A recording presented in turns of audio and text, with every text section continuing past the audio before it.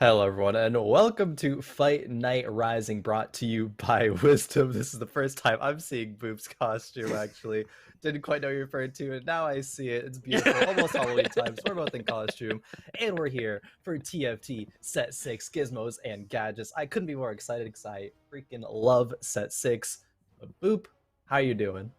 Well, let me tell you, I'm doing great. All right, we got the glasses underneath the glasses. All my 30-year-old boomers in the chat should know what I'm referring to.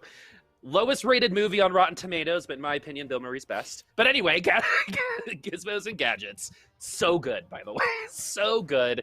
It is like the hot, brother or sister of TFT or something that like is just so much more successful than the rest of the family. Yeah. You know what I mean? That's what it feels like right now. And it is so exciting. Every game feels fresh and different. And I'm so excited we get to cast it today. Oh, definitely. We're going to have a lot to talk about in terms of Set 6, the first time that we're seeing it here on Fight Night Rising. But first, we do have to introduce our players, the ones who are going to be giving you all the action. We're going to have Dim Dan Sum, Jive and Thrive, Crispy Burger, B Chris, I believe Red, Hyperspace, Simony, and Jesper to round things out. And there, I know is a player that at least caught your mind earlier, Boop. Talk about B Chris. We know them from a while ago here on Fight Night, but now back for Set 6. And I mean, who knows what's going to happen, right? But hopefully we're going to see some good stuff from them. Well, a lot of our hashtag retired players are hashtag unretired. True. Now because of Set 6 as well. So a lot of people coming back, a lot of names that like kind of fell off at the end of Set 5.5, like Sphinx. I was hearing some rumors that people like Sleep might come back. So we'll see what happens for Set 6. But I'm so excited. Not only do we get to cast some of it today, it is almost like the Wild West whenever it comes to a new set like this. And it puts everyone on a moderately even playing field. So it's going to come down to play styles, and it's going to come down to, I guess, prep time at this point to see how much fluency you have over the set so far. Definitely, and all it culminates into is that $200 prize pool, of course, like we do have here at Fight Night. $100 goes to first, second place earns 50, third and fourth earn 25 apiece, and the top three are invited back for last week. Now, notably, we don't have Admiral Zhao, who is our winner of the past 2 weeks in a row.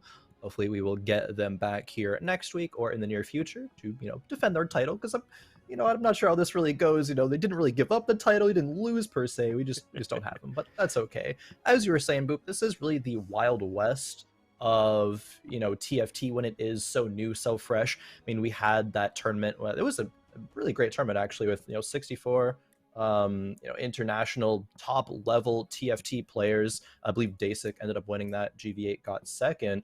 But the game is changing, pretty frequently, right? This PBE, Mordog and the dev team are doing a fantastic job at making sure things are as balanced as they can be, nerfing the things that are, of course, the extremes, buffing the things that are weak, and changing around a lot of the augments. And speaking of augments, Boop, I just want to throw it out there. Do you have a favorite augment that you have played in the game so far? Do I have a favorite augment? Yeah. So the game has a favorite augment for me, which is the Syndicate 2. And I go with that every time because I'm undefeated when it gives it to me. And so that's where I go. One of my favorite creative augments is the one that separates the front 2 rows from the back 2 rows, where you get stats for being in the front 2 rows. I've been playing a lot of Assassins, so that's been really nice so far. What about you? Definitely. What is my Clear Bench, Clear Mind by far, or it's just called Clear Mind, but Clear Bench, Clear Mind is by far my favorite. I literally have the most fun I've ever had playing TFT with Clear Bench, Clear Mind. If you can manage to get a strong board and then just level up for free because you have a clear bench, it's a ton of fun. I'm loving this set. Speaking of, let's go ahead and get on into, of course, game number 1 of our tournament here tonight on Perspective with Crispy Burger, who we didn't see last week, but not because they bought forward or anything. So now they are back, I believe, to try to get back into the top 3. And if I remember correctly, they got a third and then a second. So if patterns continue, Boop, this may be Crispy Burger's time for first place. Yeah, sometimes you're always catching the bouquet. Other times you're the one getting married. Yeah. Right. And I think that for Crispy Burger, you want to be on that top spot right now. And look at this. Let's take a look at our first augment here. You got Rich Get Richer, Share the Spotlight, and Cram Session. Oh, this is a Rich Get Richer every time. And yes, Dim Dan Sum is going to grab it. This is so good. You can make Econ past 50 now, and it's going to be to 70 gold that you can maintain, so +7 every round. That's insane. But also just getting 10 gold at the beginning is also insane, because it just propels your economy so much. 3 items are going to be had here for Dim Dan Sum, so it's not like they're going to be, you know, a crazy insane like 30 gold at 2-1, which you can't actually get depending on how things go. But still, absolutely great augment to have. It's not going to give you any, like, you know, board power like other people we see are going to have. Ooh, there's Clear Minds. There you go. You get to see it. But see the things like Knife's Edge, like you were talking about. We had Sunfire board. A couple of the people getting Rich Get Richer as well. And there's a lot that we need to know in terms of information in set 6, Boop. But thankfully, Dim Dan Sum at least scout out the augments for us. Exactly. And so what we're going to be doing here is win streaking. Right, so you can either get higher levels, you can get tier 2s. You're gonna have so much control over how you play the early game now, because the early game isn't just a throwaway anymore, right? With your augments, you can start building a lot of power in the early game to have a little bit later. Like say you get the Chemtech augment where you explode, right? In the early game, that's great, right? An extra scrap in the early game is great, but some of these are made to fall off a little later on. However, the Rich Get Richer isn't one of those, so that's a very solid one to start with, right? And in terms of power level, when you receive the augment is pretty important. These first augments, well, might feel really early, will force decision making in round 1, which literally hasn't happened in any set, I think, at this point. You need to start, you know, get a plan as soon as 1-4 and start to work towards it. And some augments are going to be, you have a strong early game and the augment falls off in the late game, but you've already built up enough of a lead. But some are going to be very just late game focused. Maybe like some of these emblems that you can't really get too much value with right now. They can really come into play later when you're able to get like a chase trait, right? Like 8 something or 7, you know, 7 Chemtech, 9 Chemtech even. Perhaps we will see something like that. But we'll even see players be leveling up at quote-unquote unorthodox levels right now. Like B-Chris is going to 5 at 2-2 because he's able to run 3 Innovator, 2 Scrap, 2 Bruiser right now. Ezreal's going to make that rod, you know, something with the scrap item. That's going to be so strong. I actually really like the slam of a Redemption here. Not that it's a super typical item, right? Even we can say that about Hyperspace's Chalice there in the back, but it's going to make B. Chris's board strong, specifically with that Redemption, and can allow him to continue on this win streak. Exactly. And so this is all screaming, hey, let's get that early game going, right? Whenever you see Ezreal, specifically, very, very strong early game champ, especially if you can get burn. And you're going to get a free item component out of him because he's a scrap, right? So the scraps are going to get fully completed items, and it will always use the part that is on the unit, right? So it's not ever going to be random. So every item that Ezreal gets will have a large rod a part of it. So the hardest thing about these innovator comps is how deep you go, right? It's recently been patched and fixed, so it's not really something that players have gotten as much experience with at other times, as the Socialite Circle is in the front row. Okay, good to know. This game. The overarching theme is we haven't really gotten to see a ton of high-level innovator play because of the bug that would shut the game down a couple days ago. So, you know, everyone's got one less day of this, and that could be an advantage or not. It definitely can, especially considering how many other changes are coming through as well. You never know how exactly Innovator is going to line up, you know, amongst all of those changes. B-Chris is still going to be winning. And this is a really, really insane start. Like, I don't want to maybe jinx it, but I want to say B-Chris with this opener is probably going to get at least a top 4, right? Because B-Chris has a strong board to win streak and has clear bench, clear mind, which is, you know, the reason why B-Chris went to 5 so early, and is going to continue this streak while still leveling up for free. Doesn't need to hold anything on the bench because there's already an Ezreal 2, and there already is just the correct units to play, right? Again, there's 2 Scrap, 2 Bruiser, 3 Innovator. You don't need anything else. Oh, Allawi 2 as well. So leveling up your units without having to hold anything on the bench is just so strong. Almost perfect. Yeah, pretty much. And there are a lot more openers, right? Those will inevitably become less variable as the set gets older, right? Any set that comes out, there are like 7 things people open with, right? But in this particular thing, there's so many 2 and 3 splash or 3 trait synergies that there's a couple different options for the beginning. You can go Chemtech, you can go Scrap like we're seeing now. We've got Bodyguards on at the moment, and we've got the Spotlight. So let's talk a little bit about Socialite since we have it on our board. It's going to give you some stats based on how many there are. There's usually only going to be 1 until the Seraphine comes through. But at this point in time, it's giving you an advantage that the other player doesn't have unless they also have a Socialite. So the stat boost on whoever spotlighted here is going to be a nice early game advantage that will fall off a little sooner rather than later, but it is nice because if it comes down to 1v1 of like units with same items, one with the spotlight will win. Yeah, I mean, one Socialite gives the Spotlight, which gives 20% bonus damage. Then at 2, you get 5 mana per second. And at 3, you get to heal for, I believe, 30% of the damage you deal. Pretty big. Even just 20% damage with one Socialite is a beautiful splash. We see Red here also has Clear Bench, Clear Mind, so leveling up very quickly, not holding anything in the bench. We've seen 2 Fioras actually in players level 5 shops. Player a good unit. She was bugged a little bit, and I think she still actually is sometimes bugged where she can't regain mana in a fight, but I think they fixed it so that won't happen very often.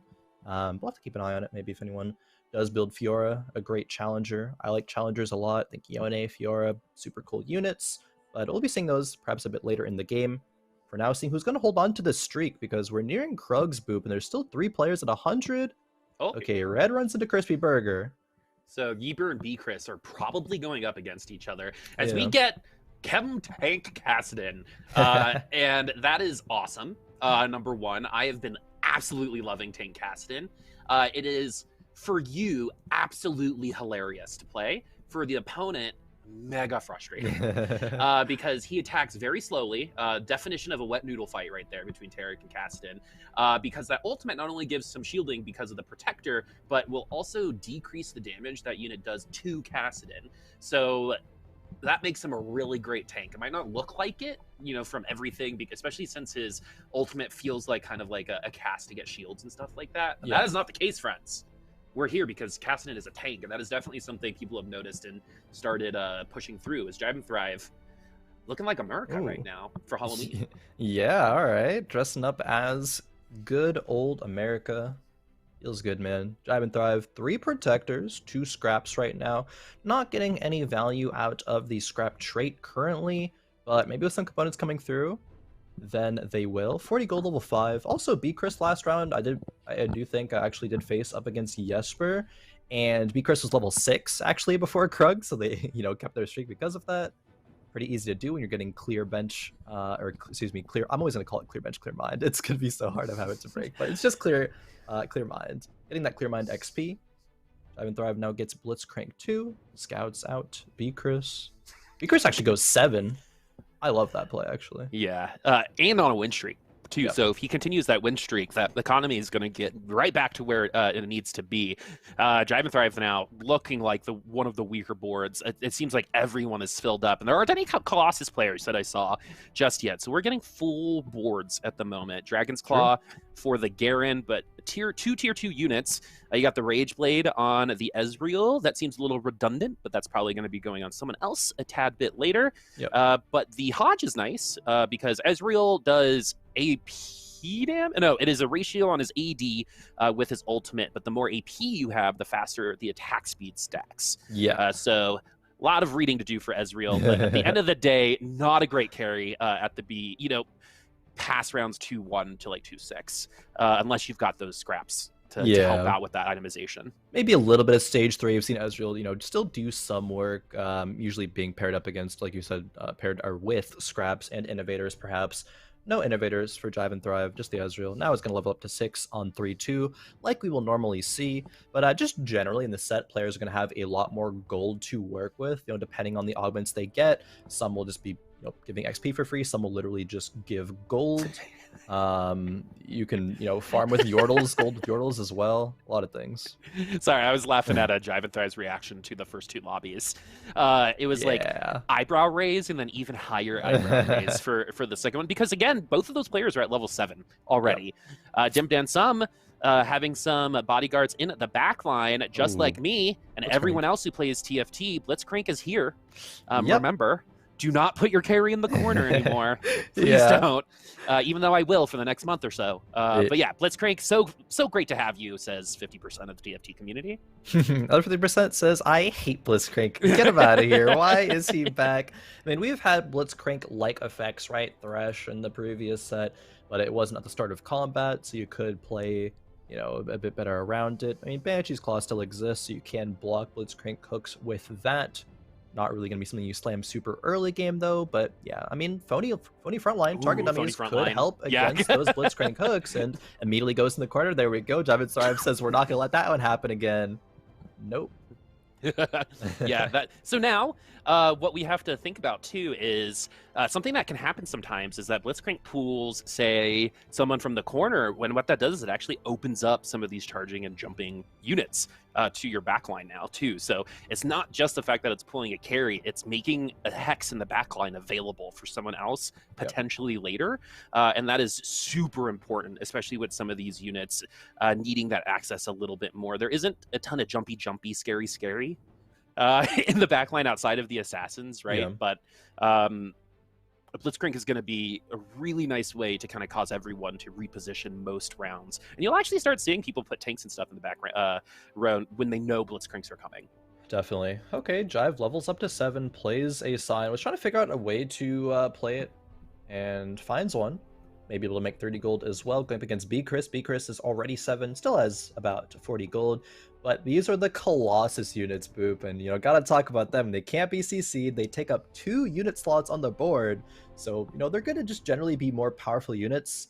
Cyan 1, however, against B-Chris's board is not quite enough, it's looking like. No, and you want a couple Colossi, usually, to help as this target dummy. Could you imagine if you could put Sunfire Capes on target dummies? Anyway. Oh, that would be interesting. Right? That could be an augment. Maybe your target dummies have Sunfire Capes on them. Yeah, they might win 1v1s that way. They do technically benefit from the augment that gives you, you know, 50 AD if you're in, you know, the first front 2 rows, but they just can't attack, so it's pretty useless. Yeah, they do have increased AD. Hey, that's going to come into first or 8th one day. That question is that is a first or 8th question if I've ever heard it. That's right. What trait does target dummy pull from? Okay, so we've also got mutants, which is the execution mutant. And for everyone at home watching, mutant changes every single game. There's going to be a cycle of them, and this one is going to be the execute mutant, as we have some assassins for C-Money. C-Money. C-Money I like better. C-Money. I like C-Money better. I'm pretty sure it's Simony, though. Yeah. Or Simon Y. You know. Yeah, Simon Y. Simony. Parsimony. Simon. Great game. Words. Yep. And we're going to do some moving around here. So looking at these augments, we're going to have some gold, which we do right now. We're level 6, though. So we're very far behind B-Chris and Pasadilla right now, who are still both on fire at 100 HP. The fact that they've been avoiding each other for 15 rounds almost is pretty nuts. 16. Yeah, Simon Y, it definitely feels like a bit of a Jose kind of play style here. You play assassins, you get really low, you roll down for the the Shaco 2 in this scenario to stabilize. It just doesn't really look like Shaco 2 is able to stabilize because you're going up against a level 8 board on 3-5. Like, we have actually never seen that before. Set 6. And yeah, you're gonna get punished because of that. B-Chris is just going to be having, of course, just a raw amount of units, but also be able to, keep running things like Innovator and things that just make the board stronger. It's going to be really hard for Simon to catch up. Especially from this point. We have 3 syndicates in, which is okay when you're playing assassins. I kind of referred to this earlier. That double syndicate opener will let you have like a Shaco permanently in the syndicate bonus, so you don't necessarily need the other 2, which is, I think, preferred. But seeing them now, they're just tier 1, right? Yeah, and you've got the TF in the front line. Yeah. Exactly. So the only one that's going to be doing damage is Shaco, right? And maybe Katarina. But Katarina really needs items to make some things happen. And Janna is like an assassin board's like worst nightmare. So we'll see what happens. Especially with this fight, that Janna actually pushed Shaco into the Darius, and Darius has Bramble, so Shaco's just getting stuck, and that's going to be yeah, 7-0 this fight again Ooh. onto Simon. So you're 14 HP on Wolves. This is almost unrecoverable unless some crazy things happen. Which again can happen. We are moderately far away from our next augment, so we might not get there. Still about 5 which is rounds away, unfortunate. Yeah. So also, are you still like subconsciously waiting for armories to pop up? I think I've gotten past it. I'm still like kind of surprised. I'm like, oh yeah, here's where I get an augment, but I'm over the armories. For me, it's 40 HP. When I hit 40 HP, I think I'm gonna get an augment or something, right? And then it's like, oh, it's just nothing happens. Pasadilla and B Chris both still on fire. That's so crazy. Have not faced each other for the entirety of the game, and that's why those two are at 100 and the rest are at 59 and below. We do have a Rage Blade for our sniper at the moment who is on the bench. That's going to be going elsewhere, and we're finding our first enchanters, and these are some good units. The 4 costs in this set are pretty strong. Oh, yeah. Lux, though, a unit that a lot of people like using. It is a spell spam type of unit. Where's this Rage Blade going to go? Seemed Oriana. to have built it I would say moderately prematurely. Yeah, that's not Poppy for now. I mean, this could just they're rolling down on 7. I was gonna say, generally, if you slam Rage Blades and you can just like put it on a Jinx or a Kaisa later, and whatever, you just play for your legendary carry there. Not gonna be the case here, and this is a double Chalice slam as well for Hyper. So yeah, definitely wanting to make use out of some Arcanists. I mean, Lux is on the board. There's another Lux on the bench. Need another tier loaf to get our blue buff. Lux does love blue buff. Oh, Ziggs, can you do it? One more cast? No. Oh, Rage Blade. The one that said was awkward. Hey, that goes to prove that everything can find a home. As we get another Yordle. So Yordle's a little different. They're not Hellions. You did see a portal, but there's just one that comes out on the bench, and the goal is to 3-star all of them, unless you're a certain someone on Twitter who swears that Viger ain't that good. True. I mean, it's a big investment to get all of your Yordles 3-star, to then just get one Vigar. Like, sure, if you get Vigar 2 and you sell one of your other ones, say like a Heimer who's an item carrier, and then put all your items on a Vigar, like, you can do okay. It just often doesn't really feel worth it, though, so kind of agree with Sox on that one. All right, double Chalice tier for the Ziggs. We do have a Reforger, which might not hit those Chalices, since in the late game, those are actually going to find even more value, especially for that Lux. Because with the Enchanter bonuses, the shields that it gets are very frustrating. And so the Zillion, too, moderately underrated unit, in my opinion. I think that CC, especially against teams like this, right? You're seeing it right now, work out. It's going to be overtime, though. We probably don't win here. Yep, ooh. So that was close, but the only reason why is because of that Zill. Yep. Simony or Simon has stabilized as well, 7 HP. Ooh, a Jace in the shop on level 7. Jace is a fantastic unit. Did get nerfed in his melee form, I believe, because it was a bit too strong. Still a good unit, however. Would love to see play here. Yeah, super creative unit as well. Especially with this frontline social attacks. Yeah. Yeah. 5 cost means that we're going to be doing a lot of work potentially. So the idea is that Jace is a tank in the front line and a ranged carry in the back line. If you're a top laner, you know exactly what he does in the back line, which is take the gate out and shoot you through it. In the front line, it's going to be a little bit more face to face, as you're seeing right now. But we're going up against a Braum, which his ult is gnarly. Oh yeah, it is one of the best ults in the game. In my opinion, it's no longer just a wall. It is going to travel across the entire map and knock him up as well. And this is another very close 1v1 that should go. Ziggs should win it. Yeah, it does. Wow, not expecting that fight to really turn out that way, but it does. And yeah, Jace is so good. Talking about him for a moment, he cleaves the front line as well. He gets a shield for a few seconds. I believe he even shreds enemies in 2x's. Same damage, suffer a % reduction in armor and MR. So he does shred armor and MR as well. He does so much. And what you don't want to think about it in a vacuum, right? Because Jace, when you just read his text, is really good. But when you think about the game at hand, it's very obvious that he was there to help with Colossus, right? Yeah. You put him in the front line, you shred all that armor, then all of a sudden that 3-star sign is beatable, right? You might need some extra help, but we're going to get a Banshee's Claw a little bit changed. from the last version of it. It's going to stop some damage and also help with some CC, but that's it. There is a line on it. Yeah, Jesper on level 7 already has a Jinx and a Jace. Now levels to 8.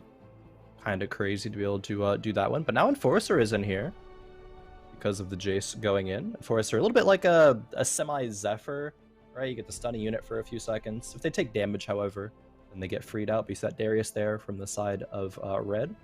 Does get stunned for a few seconds. And Jinx goes in the air, comes back down, and gets backline access. Very, very good legendary carry. Very good. Does a little damage to her friends, but that's okay. Oh my god, did you see the Imagine Dragons video? Oh, earlier today? Oh, so speaking Jinx of Jinx. Oh man. I love it. I absolutely love it. Everyone go watch it. I wasn't gonna watch Arcane. Let's actually do this real quick. So we have our last augment. Look at me actually being a professional caster. And we have, oh, this is very interesting. I've only really seen that dagger on assassin comps, but it totally makes sense that we're putting stuff like Jinx and Chase in the front couple rows to help with that. 4 challenger, 4 academy. So 5 enchanter on that bench. I've not ever seen that. So we're getting a lot of diversity still. And look at that. We got Chemtex. We got, you know, a bunch of Blunder there. So a lot of diversity. Super intrigued by that enchanter comp. But Jesper has what looks like only tier 1 units outside of a couple of them in the front line, but very strong units overall. So while this is going to work, it only might work for another couple rounds. We'll see, but Jinx is good unit. So yeah, Jinx is good unit for sure. Darius is going to want to turn something else eventually. This front line is not really going to cut it into stage 5. There's a Tom Kench. Tom Kench is a glutton. He eats units, gains stats. Pretty nifty. A Jhin back there with IE Jewel Gauntlet. Jin's going to pierce all of the enemies. Very, very good carry as well in the forecast. Ooh, used to be even better. That ult from Yuumi also very strong. Cuddly is her unique trait. Oh, look at this Jinx go though. We are excited right now. First time we've seen a GA work in Fight Night probably for 2 sets. Yeah.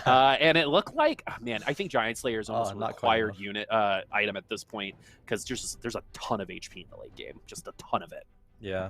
Oh, Crispy Burger actually the first elimination this game. Simon stabilized the whole time. Crispy Burger goes out in 8th. It's okay. There's still some time to recover. Jesper considering running more socialites because you do have units like Jace in there, and if Jace is gonna, you know, have some items, can very well be a carry. But there's also a Galio in the shop as well. Could run 3 socialite. The socialite would be amazing in Jesper's comp if it was not in the front row for the Jinx to be positioned in, but can't really have that happen. The socialite Hex is going to change the dynamic of every single game. And speaking of really cool dynamics here, you've got the sister dynamic on the board there too. So they're going to make each other better. It increases the range of Vi's ult. And the reason why Jinx was able to take down so many units at the end there is because Vi was there, right? Mm-hmm. She's able to stack attack speed. As we got the loaded dice for our last augment. We get 3 of them. And that's a great way to tier 3 a 5 cost unit. If you get the luck, we've got the Colossus in, we've got Cuddlies, we've got Enchanters, a couple Socialites, and 2 Scholars right now. Oh yeah, this is so good. This is a kind of cat board. Like when you have the early game of Clear Mind, this is exactly what I was talking about. You're going to be able to make your late game board so capped. The Victor is going to have the Giant Slayer, and like you were saying, I do full well agree. I think Giant Slayer is probably a necessary item with just how big the HP pools and some of these late game units are and how effective it is at dealing with them. Seeing the power of Victor there a little bit, but Red isn't quite at that capped board. There's a pair of Jinx on the bench, a pair of Jaces, a Victor's paired as well. These loaded dice are going to get a lot of value here soon. Galio goes in the board as well, and now Red's really making those late game swaps that we were looking for a round ago. So what's really, really cool about this is that one of my favorite comps from a couple sets ago was Piba. Yes. Where you just tier 2'd a bunch of 5 cost units, and I like to call it Bill Gates before the divorce. And so yeah, I mean, yeah, right. And so yeah, you just got to have a lot of money. You got to econ, and you got to get to this point in order to, you know, push forward, because a lot of people will get to this point and have nothing to go off of. And this actually might happen here because we've got 2 loaded dice and not enough money to buy 2 5-cost units. And we're potentially going to lose here as well, because Kaisa, also good unit. That is true. Kaisa 2. Giant Slayer, very good. Yeah. All right. So we are going to still be working on our board here for red a little bit, but they had HP to work with. Dimdan Sum also went out in 7th hyperspace, now goes out in 6th. 3 check back in with Seraphines. I want to check back in with Simon here probably soon to see where that how the Shaco is really going to start faring in stage 5, because it is going to fall off at some point. The question is when. Okay. Oh, nice roll. Good shot. Yeah, but we have no money. So we got most of it. So we got all of it. So we got our Yumi 2 with a little bit of attack speed with that Zeke's to help everyone else. But we've got Fiora with Jeweled Gauntlet. That's going to be true damage on that crit. And really nice peel from no one, because Tom Kent just ate the Braum. He's going to spit him out and stun everyone in the corner for the Yumi to follow up. What is this team play here? My Real Summoner's Rift games don't go like that. Oh, Victor getting a second cast in, Ooh. but it's not going to be in time. Red taking Teamfight. yet another loss. That was fun to watch. It was. All right. 2 Socialite. We got it from the Augment. 4 Academy, 4 Challengers. So it looks like... Oh, a full pivot. Yeah, we full pivoted. All right. We got Braum looking dapper in the front line I saw on the board. We might sneak into the top floor, because all of a sudden, we're at 21, 17, 15, and 7. Yeah. So at the beginning of sets, these games usually go very quickly as everyone is losing a lot of HP, right? Until someone kind of figures something out and then everyone kind of copies each other is usually how it goes. But here, especially with the augments, it almost is like preventing that from happening, which is cool. So you're going to get to have a lot of individual play to help you out here, as we're moderately zombie rolling right now. As we have okay items on the Lux, but no actual AP. Yeah, that's okay. I mean, the AP items are going to be on the Fiora. Fiora is still going to scale decently with those. I'm doing a good job at scouting. We see a Chemtech board with the Urgot carry. For Academy, and a lot of players, at least early on in this set, called Academy a kind of like fake trait. But it still doesn't have a lot of value, and I believe it was buffed. But this Yone is going to send out a little clone right and have backline and frontline access at the same time. Meanwhile, Fiora is just going to be pretty much almost like an assassin, it feels like. How much she just deletes units there. It's gonna be a close fight. And I am so excited, by the way, that Fiora has her like 2005 ultimate. Super old. Yeah. For all of you Zoomers in the chat, this is what Fiora used to do when she was an absolutely garbage pail champion back in the day, who I mained because that's what I like to do. I mained Fiora and Karma back in the day. But yeah, that's super cool, and it gives us like a bunch of possibilities for the future. It means like anything is. I mean, they made up a anything is possible. Yeah, so Simon did get into the top 4. I know, there's a little bit of pop off there. It was, 14 HP, like 4 rounds before the 3rd augment. We're still here, as it's going to be Simon versus Red. Versus Red. Oh, Red has a Gallia that looks pretty big there. Double Gargoyle, Stoneplate, and Bramble. It'd be hard to get through. Gallia was nerfed. He's going to be stunning Jinx, actually, before she gets a chance to take to the skies. Does dodge the Victor ult. Which is hard to do. Those Victor ults sometimes feel like homing missiles, but they can miss. But at this point in time, the only thing missing is a little bit more HP from our friend Red, who is now joining our friends in 10 and below territory as B-Chris. 50 HP, a ton. I mean, has lost 3 or 4 rounds in a row and is still 39 HP over 2nd place. Yeah, I remember I was saying in the early game, I feel like B-Chris is going to get top 4 this game just based off of the opener. Good to know that that did come true, but not only a top 4, might even just be a first. Of course, Red also had a similar opener as well, but has really struggled to get things online. Maybe Victor not as good of a carry as Red was really hoping for, because a lot of people in this game are very strong. Not often do you get to fully capped out level 9 boards with like multiple legendary 2-stars, like you got Jinx, like and a Jace and a Galio, things like that in your comp. It's just a lot. Icarus, however, has done a good job at I guess I'll say stabilizing in the face of a lot of other strong boards. 4 Clockwork, so that's attack speed, correct? Yep. So we've got attack speed on this board for everybody. For Academy is really nice too on that board. A lot of just different stuff happening. These all interact together really interestingly. So we got the clockwork for the attack speed. The enchanters are going to get to their ults faster, and it's really good for our snipers in the back line, especially with these items. IE Jewel Gauntlet for Jhin is pretty nutty because look at that base attack damage. That base crit was just 400 just on an auto attack. Yeah. This is probably one of the tankier comps in the game, so we're really going to see how strong this could potentially be against comps like this, which is good enough, as Jive and Thrive is potentially going to get eliminated here, depending on if this target dummy wins this 1v1. Yeah, or 1v4. I don't think it will, it survived the survived the eat though, so no item. Did. No item, no gold. I believe it can be gold or an item that you can get out of that Tom Kench eat. Now it's just a 1v1 between Beakris and Red, who I believe both started with Clear Mind. So maybe this is why it's my favorite one, because it's just so darn good. Yeah, both of them do have Clear Mind. Yeah, and they were both at level 7 at 3-1. Yep. Or no, one was at Beakris was at 3-1 and Red was at 3-2. Yeah, around the which same time. 3-2 is like conceivable because we were kind of trained that on Draconic. Because there was a hot minute where you would hit level 7 at 3-3 to try to push Draconic 5 like way back. But at this point in time, it's 49-1. We're either going to be here for a while or Chris is going to take it right here and right now.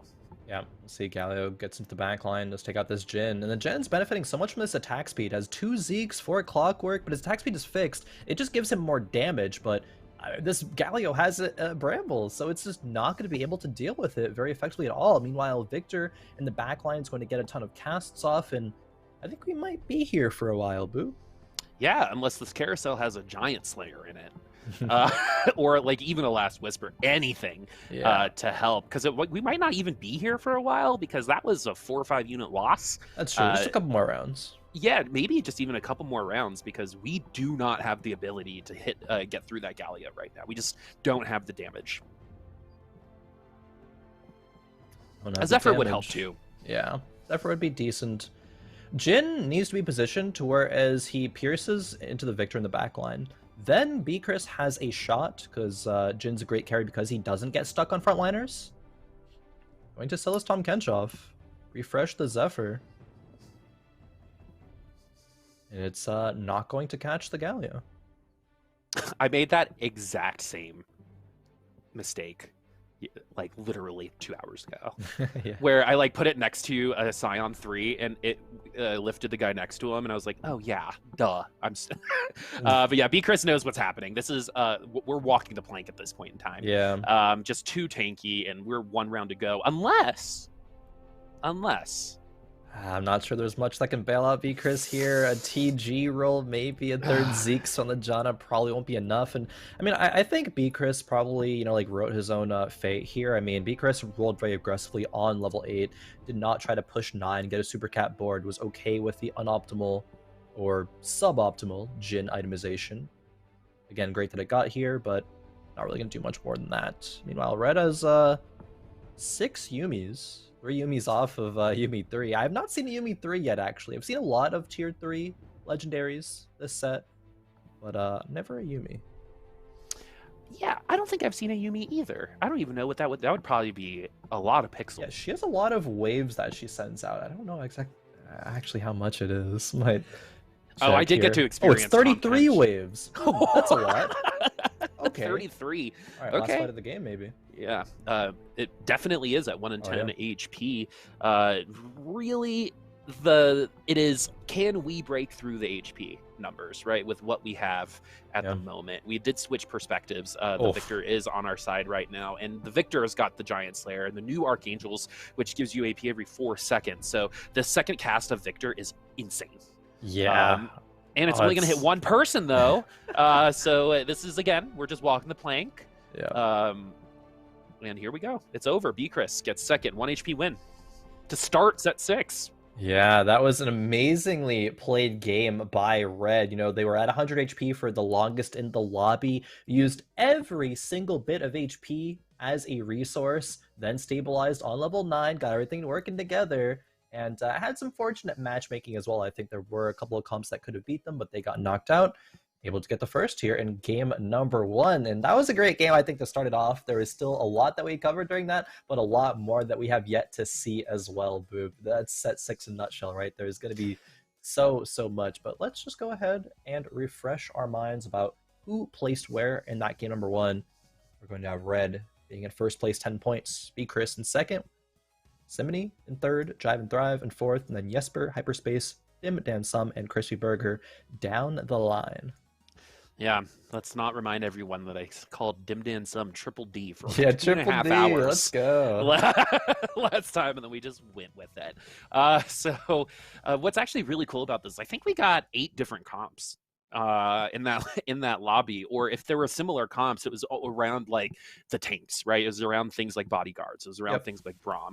Everything else in terms of carries were all pretty different. We got to see Colossus, we got to see Jinx, we got to see Kai'Sa there for a hot minute, and we really got to see how good the Giant Slayer Hand of Justice combo is, because we got to see success out of that in that round. I don't think our winner had it, because that was Giant Slayer, Archangel's Jewel Gauntlet. But the common theme is Giant Slayer there. And again, there's just a lot of HP. And if someone's going Woodland, for example, and there's a second tank, tier 3 tank that pops out, without that Giant Slayer, it's going to be so hard to break through any type of front line, especially if you're running Beatrice's comp, like specifically, without that item, even without a Last Whisper. Yeah, definitely. I mean, there's Last Whisper, I think it is a very good item, especially when it comes to not getting stuck on bodyguards. If you're running Jhin, you know you're not going to really worry about not getting stuck, but for some other units you might.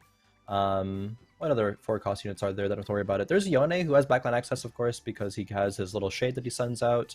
It's backline access. Jhin as well, but Lux we didn't really see too much of, like a little bit, but no really like Lux carries, which can be pretty dominant. Also, no like full mutant builds either. We didn't really see that much reroll, and reroll can be a good thing, I think, in this set. Kog'Maw did get nerfed a little bit, but we could see some Kog'Maw reroll compositions, maybe even some 1-cost, like things like Garen, honestly, could be rerolled for some effectiveness. But already ready, Boop, to get on into game number 2. See what the players start off with.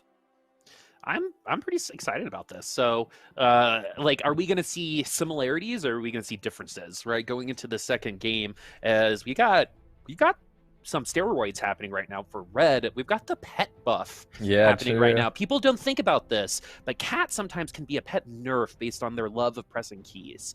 So we'll see what happens. Hopefully the mouse is in a safe place and we don't accidentally sell someone because the cat has decided to do some typing. But right now we're just starting with a large rod, so maybe those AP units might be coming back. And something I definitely noticed and was kind of looking through silently was the lack of Rage Blades. It was built so frequently, still is on set 5.5, right? And it just really seems to be a little bit more of a specialty item amongst these carries at this point in time. Definitely not seeing it as ubiquitous as, you know, you were seeing Aphelios having one every game. For sure. We saw them, I think, a couple of times. Like there was one the Ezra last game, and I think another one as well. And I think if you think about Rageblade in this set, you think about at least 4 carries come to mind for me. There's like Kog'Maw, Jinx, Kai'Sa, Yone. Probably forgetting one, but those ones that come to mind. And 2 of them, of course, are 5-cost, so not really the easiest thing to always play for. So yeah, I would say Rageblade slams are going to be a little bit less likely. But now we have our first Augment choice, and it's going to be a Socialite Hex for Red, and we get to see that it is going to be in that little corner there. That's a great hex for a Socialite Hex for backline carries. Yeah. Because of Blitzcrank, some people are just moving some people up just to keep it safe. Yeah. I believe, but we'll see what happens. I believe that Hex is susceptible to Blitzcrank hooks if it's like far opposite side. Oh yeah, you're right. Yeah, that is the one. Yeah, if it's frontlined, it's going to hook that spot specifically. If the Blitzcrank is backline on the opposite side, it's going to then hook the 4th row. But so it can actually be countered unless a Banshee's Claw, of course, is built. Ooh, so we got a Nico's 2 gold and an item component there, so that's really nice. We got 3 Ezreals in the pack right now. This is probably what I would have done, especially since we already have our Alawi and our Singe. But actually, we're going to go ahead and get it. Scrap's so good early game, right? Because you can spread your items around. Once you get the rest of your comp, you know, combine those items. Deathblade going to be providing just a flat amount of AD I believe, right Yep. now. So we're not going to have any stacking. So usually you would put something like that on an Ezreal right now, right? If it was set 5.5. Yeah. But because it's just flat AD, there's really no reason, especially since that's a tier 2 Ezreal and a tier 2 Singed. Exactly. And I believe that was also a socialite heart that we got to see. So a lot of players are going to be utilizing that hex this game. See how many players run Blitzcrank as a response. Yeah. Simon versus Ysper. Simon takes the dub there. A little bit of an awkward opener because there's no synergies that Simon can play, but there just are a bunch of tier 2 units. Even leveling up here to play all the tier 2 units, I would think is probably a good call here. This is how you used to play TFT. Yeah. Like set 1 and set 2, you just played best on board because there weren't enough synergies. Yeah, or you play it exactly like this if you're running, build different, where you really don't want to build traits. So which someone's running actually. Ooh, look at you go. I love it. Yeah, you're so good at this. But yeah, this socialite is going to be nice, especially against those non-Blitzcrank boards, like you said. But because it is so ubiquitous in this board right now, Blitzcranks might inevitably become more popular and block that space. So you might put a tank in there anyway, and hope the Blitzcrank pulls. But as of right now, I only see 2 boards with it. Ooh, I believe that Augment on the side of Jive and Thrive is the first aid kit, which increases your healing and shielding. And they're playing Yordles, and it does synergize with Poppy very well, because you get to increase Poppy's shielding that she'll give herself. That's interesting. Oh, and you know what? This is interesting, really interesting, because Poppy does more damage based on how much armor she has. So if you have this Augment, you can actually build her a little bit more damagey, right?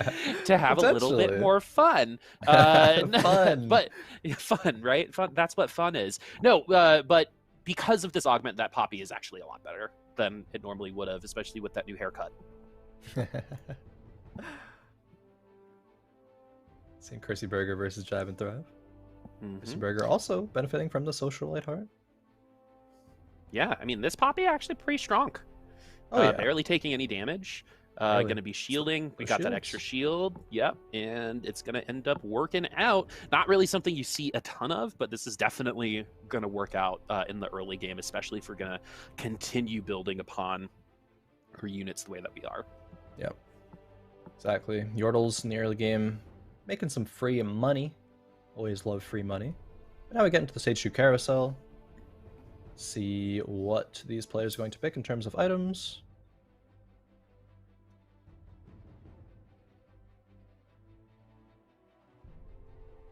From reading a chat, looks like might have a player DC. I don't know what's going on with that, but hopefully not. Hopefully we get them back pretty soon. Oh, reconnected. It's fixed. It's saved. Oh, look at that. Look at that. Okay, so we'll figure that out for sure. We'll be told and we'll let you know. But I would love to see this Poppy 3 with, like, let's see, an Archangel staff and a... No, I think health would be the best way to do this.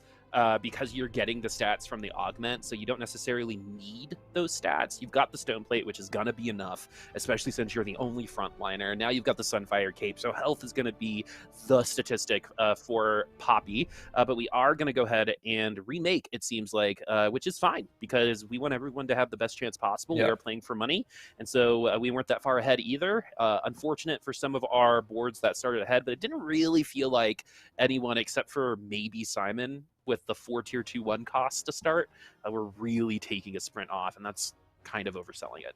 Yeah, that's fair. As you said, we want to give everyone the best experience possible. If you do DC early, there's the option to request a remake past or up until a certain point, and it was that point. So yeah, we're going to be remaking it, but it gives us a chance to see a whole new set of augments for the early game of these players. So maybe a little bit selfish in the fact that I do like that. You get to see how these players are going to, craft their early game boards, because that could be so important. We saw it last game, end up really deciding things in the end, because it let Red save up enough HP to, exactly drop to 1, then come back and win, things like that. So Gonna like to see it. Also gonna get a new mutant buff as well. Wasn't really sure what the mutant buff was that game yet, but we could see some fun stuff if we get like Synaptic Web, which is the mana reduction one. We could see, you know, like a Malzahar just spam cast, get him to tier 3, and he's gonna be doing a bunch of work. There's so much cool mutant stuff I think you can do, depending on what mutant buff there is. One of my favorite traits, I think. There's so many cool traits in set 6. Like, well, mutant is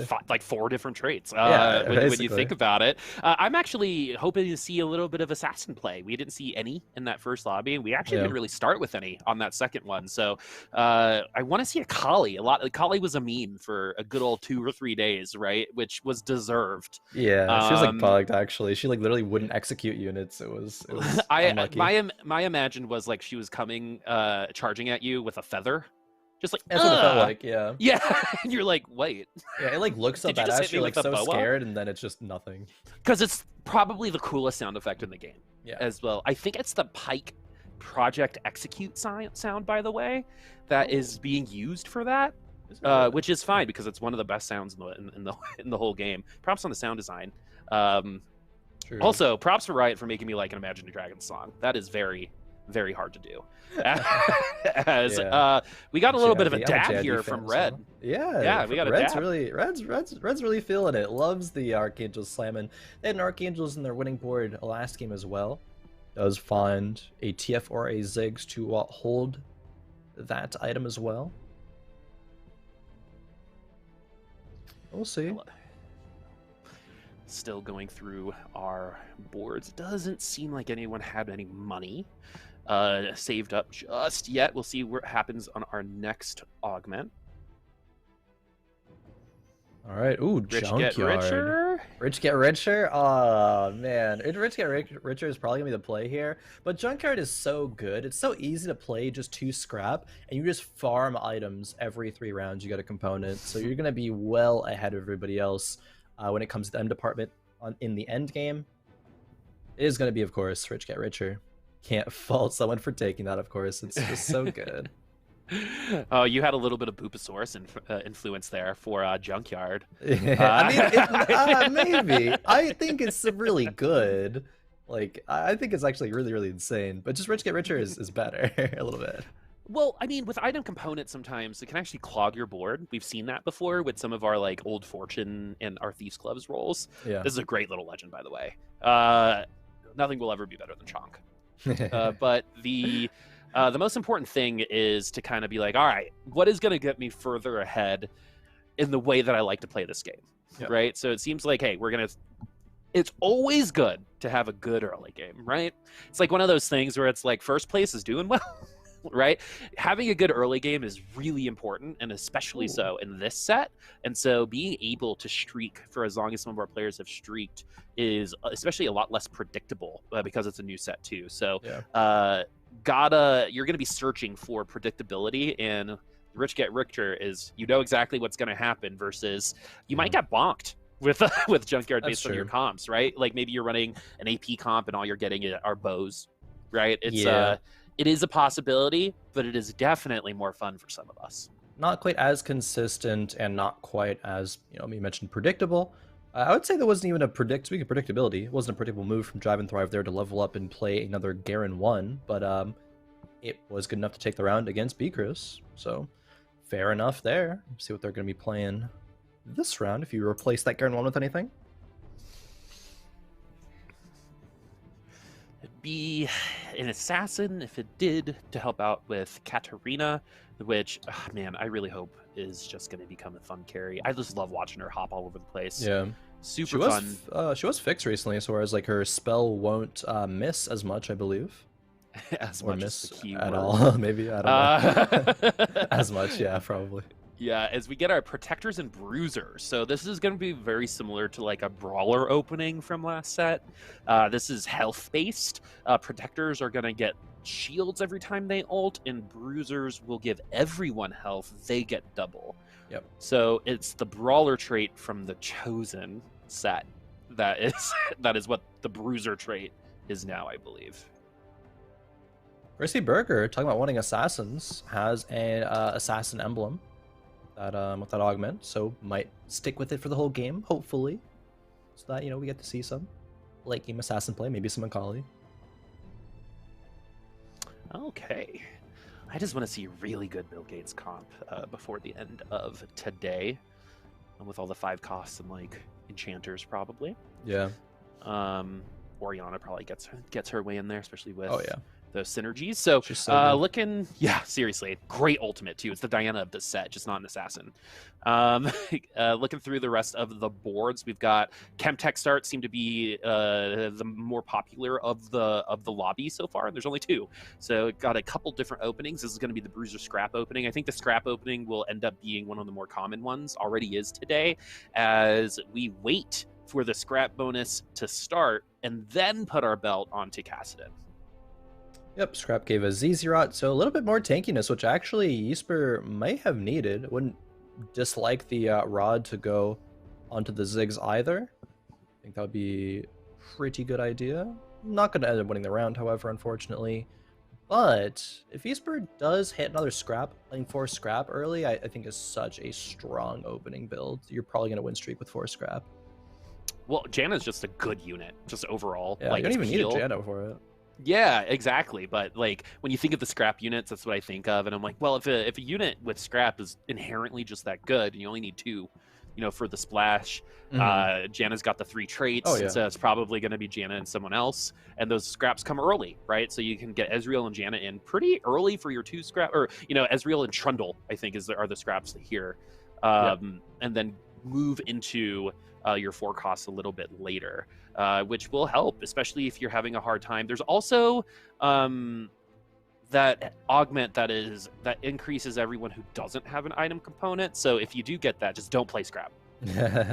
Right? I know that seems kind of easy for some of us, but you're saying it to say it just in case. Scrap is fun, but only when it works for you. Only when it works for you. True. It's true. Ysper not leveling to 5, perhaps okay with lose streaking the next few rounds, doesn't think they're strong enough, even with slamming the Warmogs on a Zac. Interesting. Red level 5, playing a few Syndicate, playing Scholar as well with that Heimerdinger in the back line. Not bad. Yep, Scholar is going to give mana, so that's going to help things like that Zyra, which is a great item carrier for sure for AP related units, and it's the whole damn row as well when it comes to Zyra. So if you're just in a row, you're gonna get hit. So in terms of damage value, you're gonna find it when it comes to Zyra, as we see 2 of them take the dub. There you go. That was Zyra 2 on that board. Okay. Crispy Burger is still dropping very low early, is 68 right now, with still 1 more round to go before the Krugs. But we take a look at Hyperspace here with pretty good opener, I would say. Warwick 2. I mean, Warwick was changed a little bit. I think he'll do a little bit less damage, but the healing was increased to offset it. Warwick can be one of those real compositions that is very, very oppressive. Super oppressive. The Chemtech synergy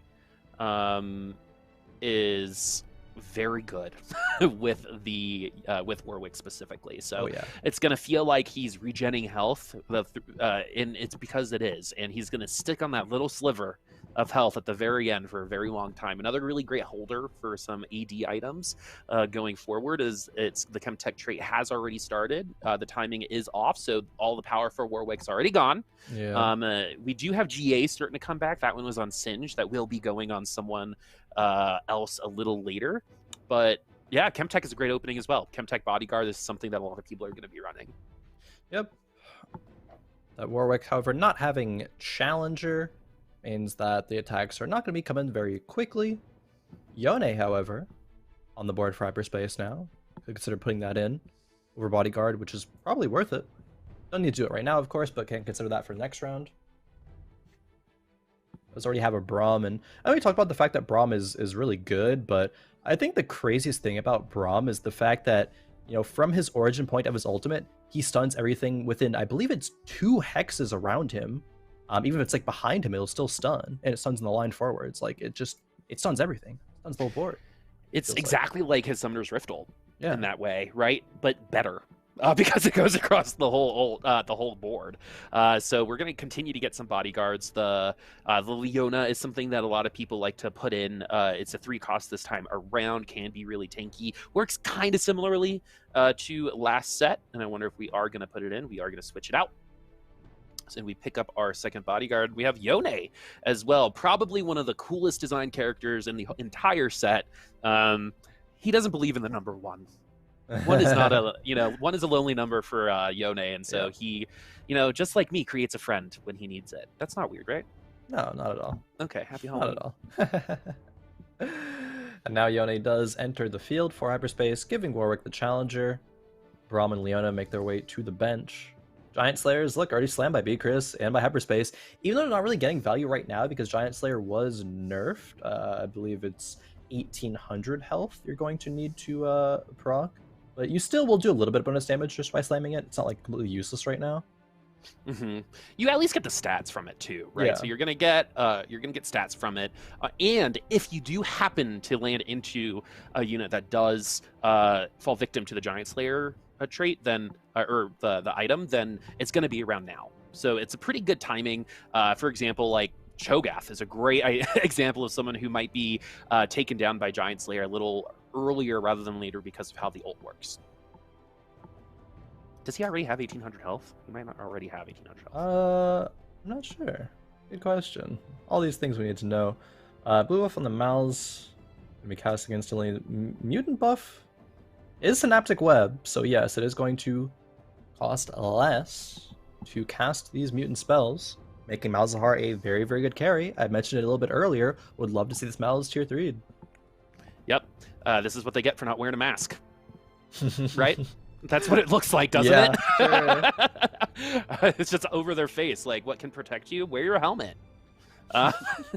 Because you know how in like a league, if someone is wearing sunglasses, Leona does 1 less damage. Oh yeah, to them. yeah. Right. I feel like that should be something similar for this. But that was a 4 unit win by Ysper, and that was pretty brutal. Chris needs to get this Malzahar up. Exiles 2. Exiles, Protector, or Bruiser. Protector might not be an awful choice. Bruiser either, especially since those are only 2. Yeah, Exiles. it might be Bruiser. Here we go. Good in the early game because there's not a lot of space, but makes you kind of make space that other units on your opponent's side can start accessing, so the shields don't really matter because you're dead. But we're going to go ahead and put our Bruiser, Giant Slayer, Kassadin in the front line. Again, this Kassadin is a tank, pretty much, especially with that ultimate. Yeah, Protector could have been a consideration for maybe the Cho'Gath, make him whenever he eats, get a big shield, but he's going to be eating things very few and far between. So I think Bruiser, pretty consistent, allows you to drop the Alawi, run 5 Mutant a bit earlier. Maybe even could consider like, running the Seraphine. Not sure where the spotlight is this game. Which is actually super intriguing because Taric hasn't been played, that means. And Taric is a great way to just give someone bonus and have a heal. Oh, here's the Taric. So Pasadilla, or Red. Do you like how he said the Spanish and then the English? Yeah. Yep. Love it. Both are technically correct. But yeah, we need our mouths too.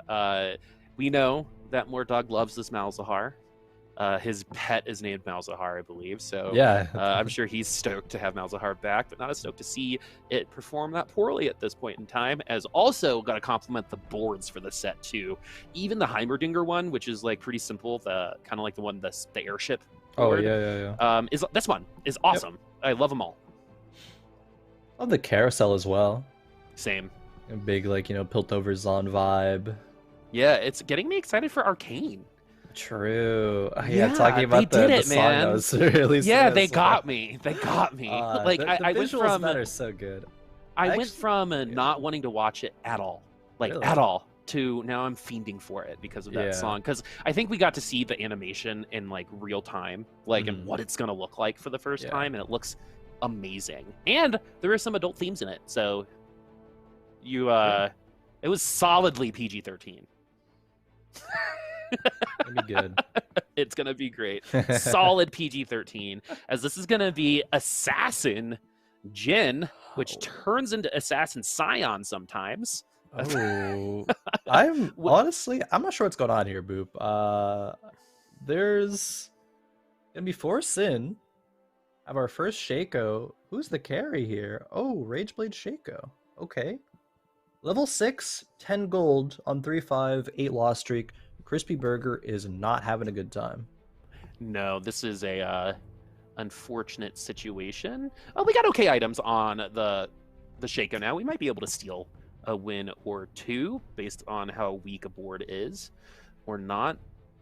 Frozen Heart on the Assassins might be coming back. Probably not, though, as the Shaco, surprisingly, might...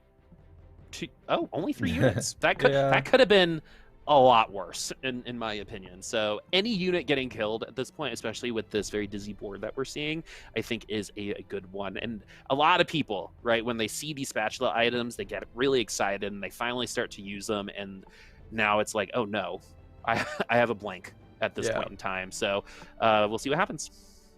I actually would like to see 6 Sin go in here. I think it's going to be more likely to kill a couple more units. Sure, you get Syndicate for the Shaco, which, I mean, I guess arguably Shaco might need Syndicate here to have a little bit of that Omni Vamp.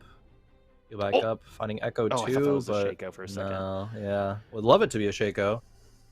Fortunately, it's not. Oh, this is winnable. Yeah. This one is winnable, especially since we got behind. Janna Assassin with her ultimate. That's so smart.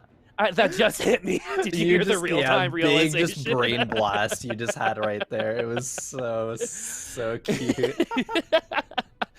Oh, I love that stuff. That totally could work.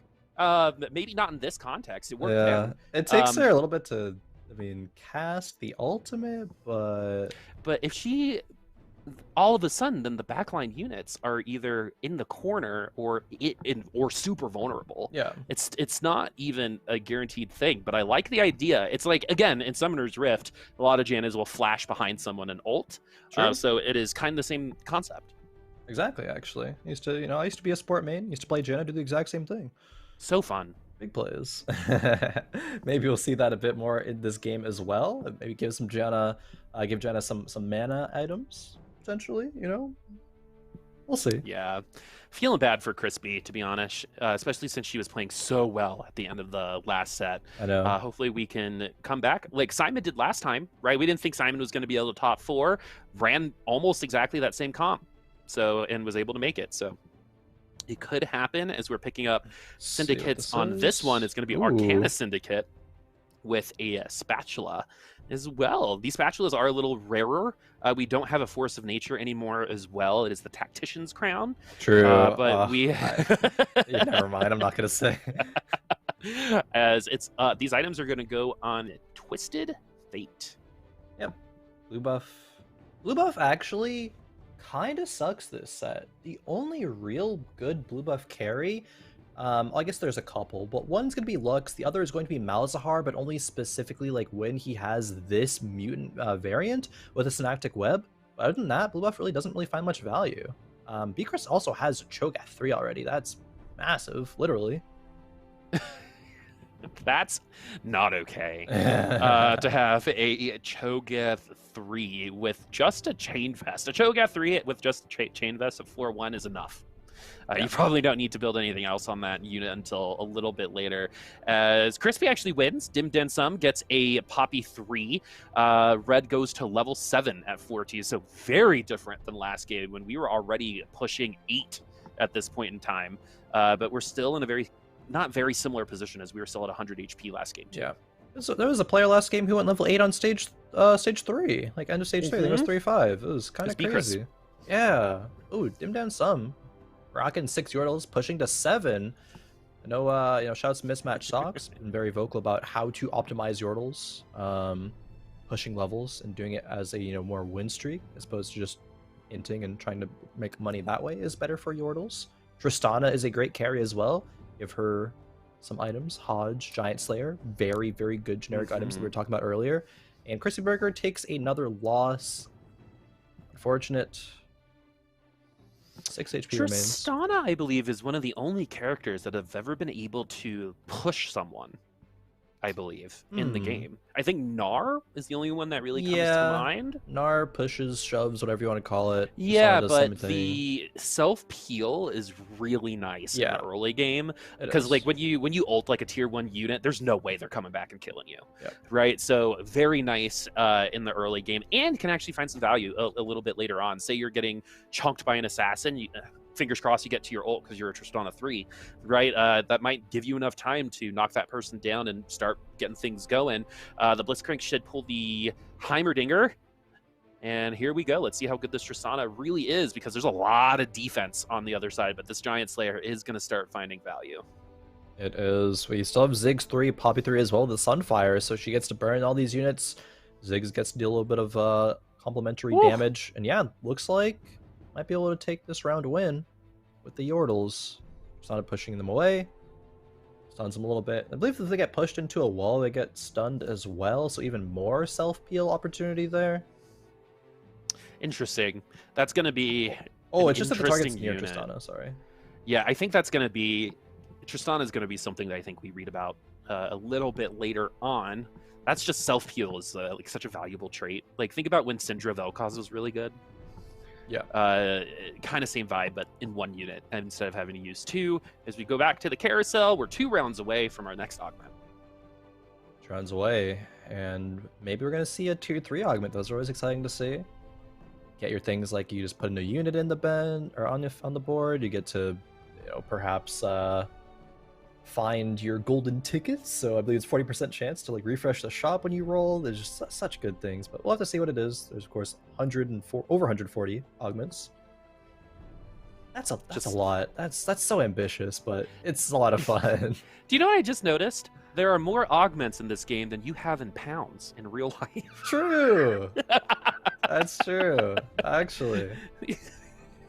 I don't know what that means. But it means that's what that means. But anywho, some good items here, especially for Mundo, one of my favorite. I've been playing a lot of Chemtex myself. Victor also, I mean, it takes absolutely forever to get to that ultimate, but when you do, oh man, that Victor. Oh, that was actually exactly 8 seconds. So that Archangel's stacked twice for that first ultimate.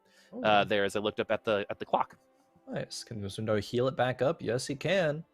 But can he also heal back up and tank the rest of the TF and Zyra? Urgot goes down. Be healing. This Syndicate. Yep. Gangnam Style. Party like it's 2015. Oh man, everyone. I know. It could have been earlier than that. 5 Chemtex, that just looks a little weird, but there was a lot of odd numbers here. Band of Thieves exiles 3, Celestial Dust 3.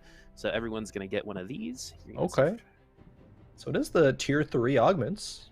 Apparently I'm just a prophet today. I can just foresee the future. Yeah, we're probably not going to Thieves Gloves. Nah, Celestial is really, really good. We do already have I believe that's augment that you get health per kill. I forget what it's called exactly, but it's going to be given some health per kill. And now rolling down, trying to hit that Victor 2 potentially. Red did run Victor last game, so they do like slamming AP items early game. That's why they were so enthusiastic to slam the Archangels literally before the even PvP rounds.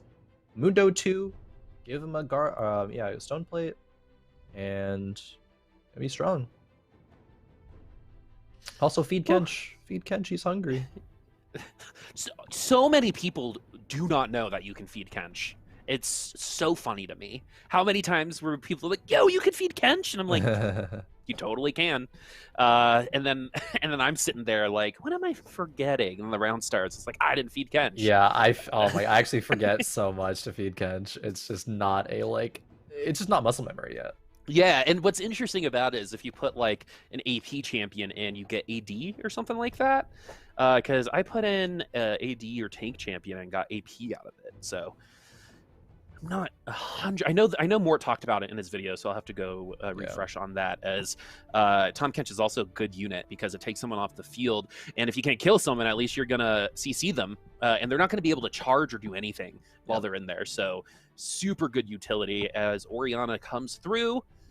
Okay. One of the best ults in the game, but no synergies. Yeah, I mean, Drive and Thrive right now is just starting to change their board from, early game win streak of the first 2 stages of the game. Into stage 4, we're pretty weak. And now the pivot comes through. Gonna have to sell these item carriers like Garen and Trundle, because yeah, they don't really do much in the late stages of the game. But now we have Giant Slayer for the Urgot, IE even, and Hodge as soon as this Garen gets sold. Not bad at all. Just need to roll down, find some more upgrades. Just need to roll down and hit. Just hit. Just hit, right? Sometimes you can have as many augments in the world, but sometimes you just need a hit, right? Ooh, and I'm actually going 9s, or starting to go 9 at least. Okay, going 9 here is actually not really interesting because of how quickly everyone went to 8 last game. A much slower pace this time around, so not a lot of clear minds probably to start. No. Our beginning economies, you know, from our early game have already started to either help us or hurt us, and you're seeing right now why Urgot needs items. You saw an Urgot literally throw toothpicks a little earlier. That time was a little bit better. Giant Slayer and Urgot, super good. Giant Slayer on Kaisa, super good. I think you're really going to see Giant Slayer Hodge a lot together because with that extra damage from the Giant Slayer, the Hodge is going to help you heal quite a bit. Yeah. All right, Jive going to be probably full leveling up here to level 9, I would imagine. Check what the Socialite Hex was. Ooh, Dim Down Some actually getting a lot of tier 3 Yordles right now. I believe the Tristana just got hit. Getting closer to yeah, Lulu. there's a Chokad 3. Yeah. Just casually not doing amazing on the board. 44 HP though on fire, so maybe we can keep going forward. Kog'Maw for B Chris also gets leveled up, so that's getting a little bit stronger. How are these Yordles doing? We've got our Tristana 3 online, no problem. Our Poppy is online with the ZZ Rot and our extra damage from our Augment. This is all going quite well. Even the Jace is going to be helping out. The Urgot, though, is doing quite well. This is why you like Giant Slayer. Look at just auto attacks, just regular auto attacks, 400, 500 damage. The IE is going to be enough. Huge win. Urgot is like one of those, it either looks like he's overpowered or worthless type of units, in my opinion, because he can get bursted down. One of the better units to Zephyr as well, but that Urgot did its job. Yeah, now B Chris, I believe that was, not only has the Cho'Gath 3, but they have Malice 3 online. Malice 3, when that ability kills a unit, it spreads to 2 other units now. So a ton of damage that Malice Heart is going to be outputting. Socialite Hex is in the back middle. I like that a lot. It's not great for Urgot, but it is going to be decent for the Orianna. She's going to do a little bit of damage here. See if it's enough.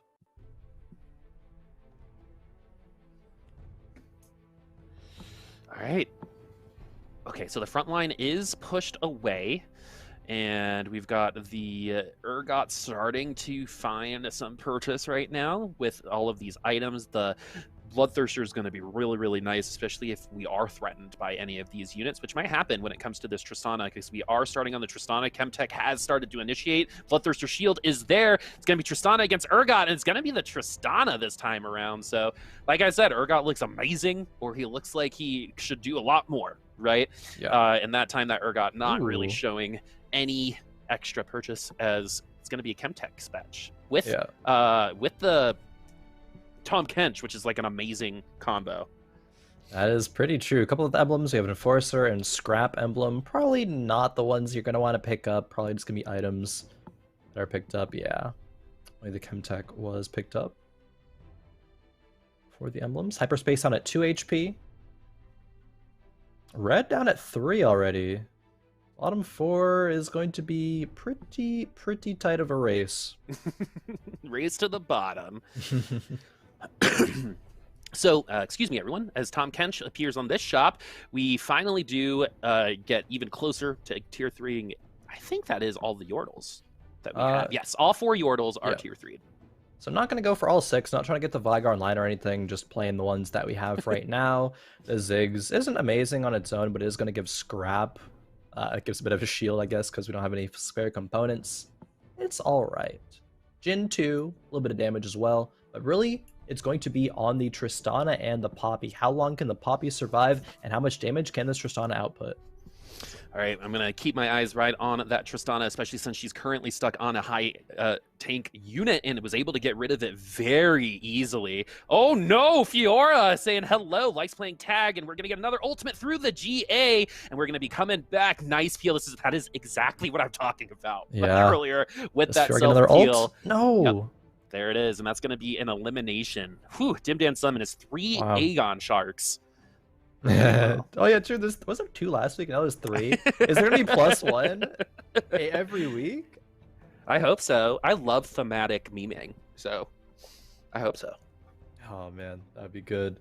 Hyperspace did drop down there in 7th. Believe they were the one of running those challengers with the Fiora. Not quite good enough though. Tristana self-peel. Talking about it. It can make the difference sometimes. Mm-hmm. Love the itemization as well. This is probably going to be a pretty common backline attack damage itemization that you see, because you can move all of those items onto Jhin. I probably do just as well. Our first Lux, too, and the Archangels on Lux is going to mean that we want this round to end quickly, because if it doesn't, the Lux will end up doing more damage, and that Orianna ult was disgusting. Oh my goodness. That was so good. Oh man, Tristana not gonna be able to do enough here. The Lux has fantastic items, Giant Slayer on her as well, and Dimdan Sum does go out.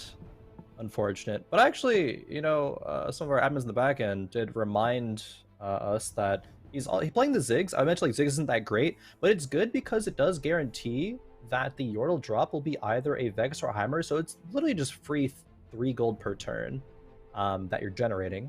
So pretty good. Sox has written multiple guides on the Yordles. You can check them out if you want to play those.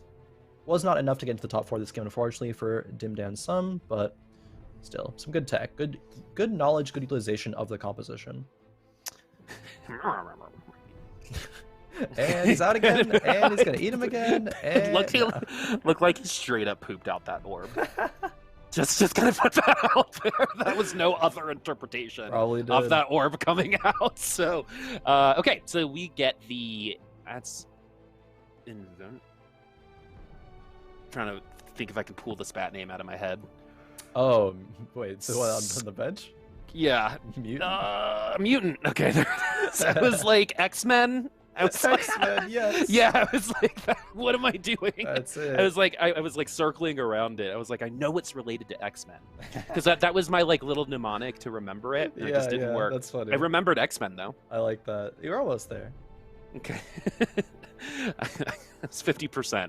Oh man, my GP, just like my average grades. Okay, so Enforcer Zach too in the front line here. So we're not maybe gonna. We have the sister up there. It doesn't look like it. Ooh. So the Enforcer is going to help out with the Zax only. And look at everything that's going on right now. We've got some hipping and a hopping. We got Jinx in that back line, getting that access through Giant Slayer Hodge, i.e. same itemization that we still see on the Tristana. It is... Ooh. She gets eaten for a sec. Not going to kill her, She's going to get put out. Oh, another eat. Tom Kench loves eating. He is a glutton. And that is going to be a loss for Jesper.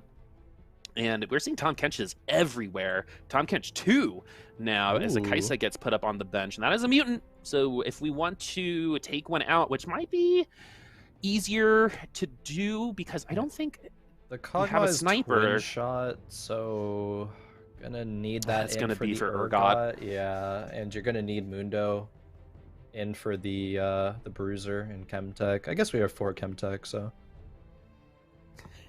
could take out the Lysandra, but she's also giving Scholar. It's a lot of juggling you gotta do in terms of what you want to run for this comp here.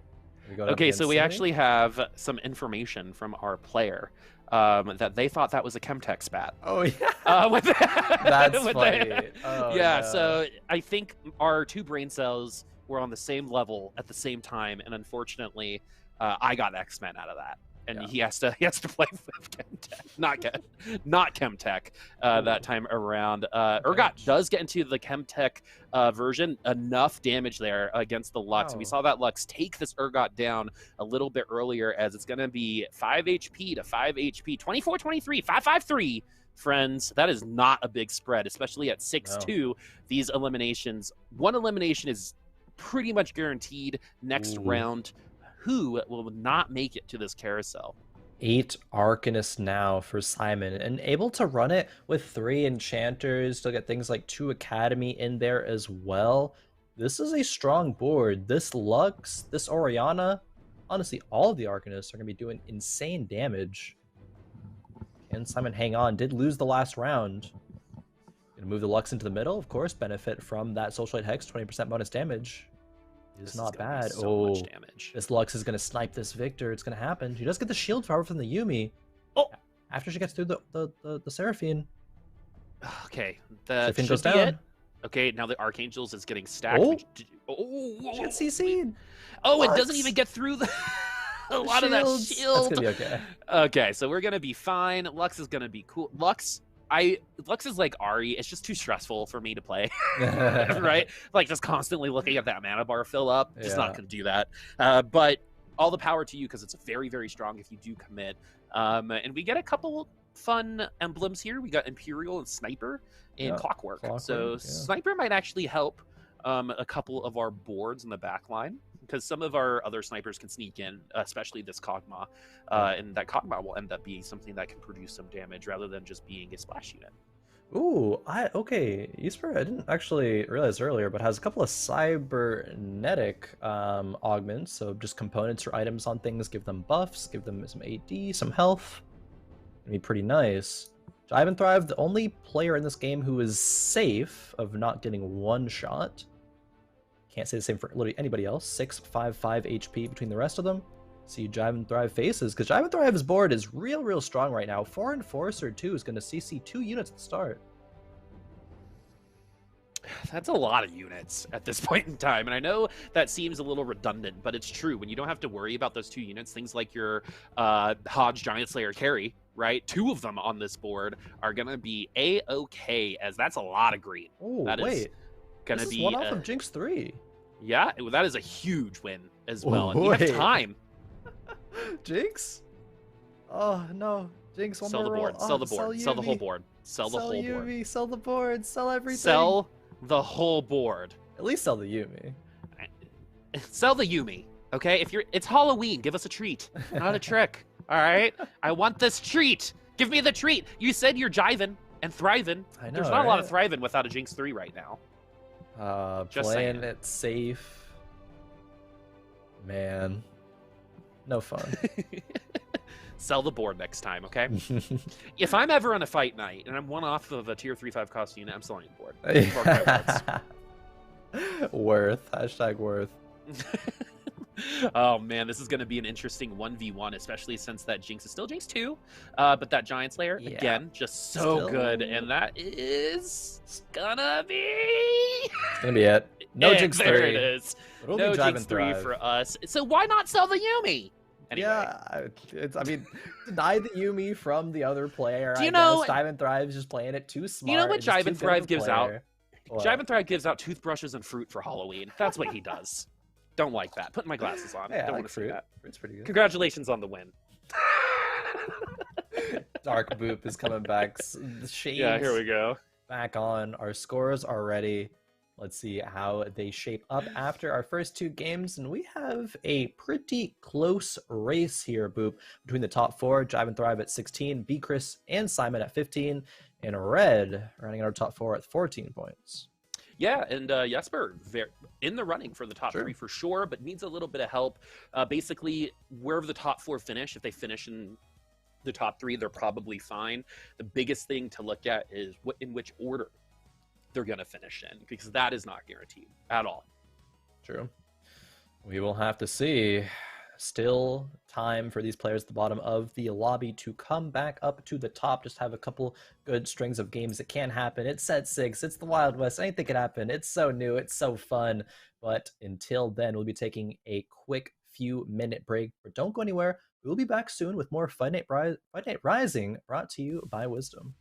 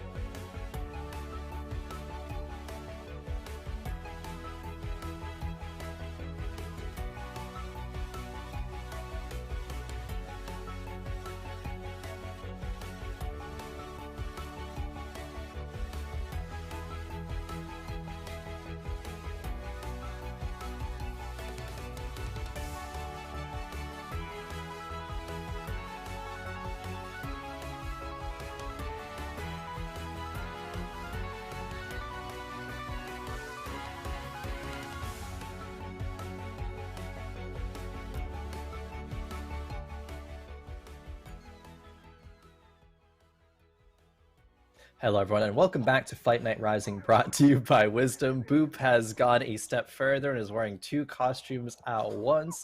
I love it. Steve Frontman, I Yep. guess we got going on here. Nice. Love it. Yeah, if Frontman was in the Life Aquatic, I think this is what he would look like. Yeah. Yeah, I think you're working with something here. I think maybe we can even go a bit further and get number 4. You get 3 things going on together. I believe in your ability to do that. It does. Let's go play marbles. Okay, so Oh, no. I know. I just got through that. I just wanted to show off that mask for a second. But yeah, I'm super stoked to be back, man. Like, these have been some really cool games so far. Yeah, they've been a ton of fun. I think seeing how these players are kind of working around what they're given, right? Because I almost want to like compare TFT Set 6 to like a roguelike game. It's like every game's gonna be different in the sense that you're gonna have new choices, new routes that you go down, and you get a little bit of experience every time to know what works and what doesn't.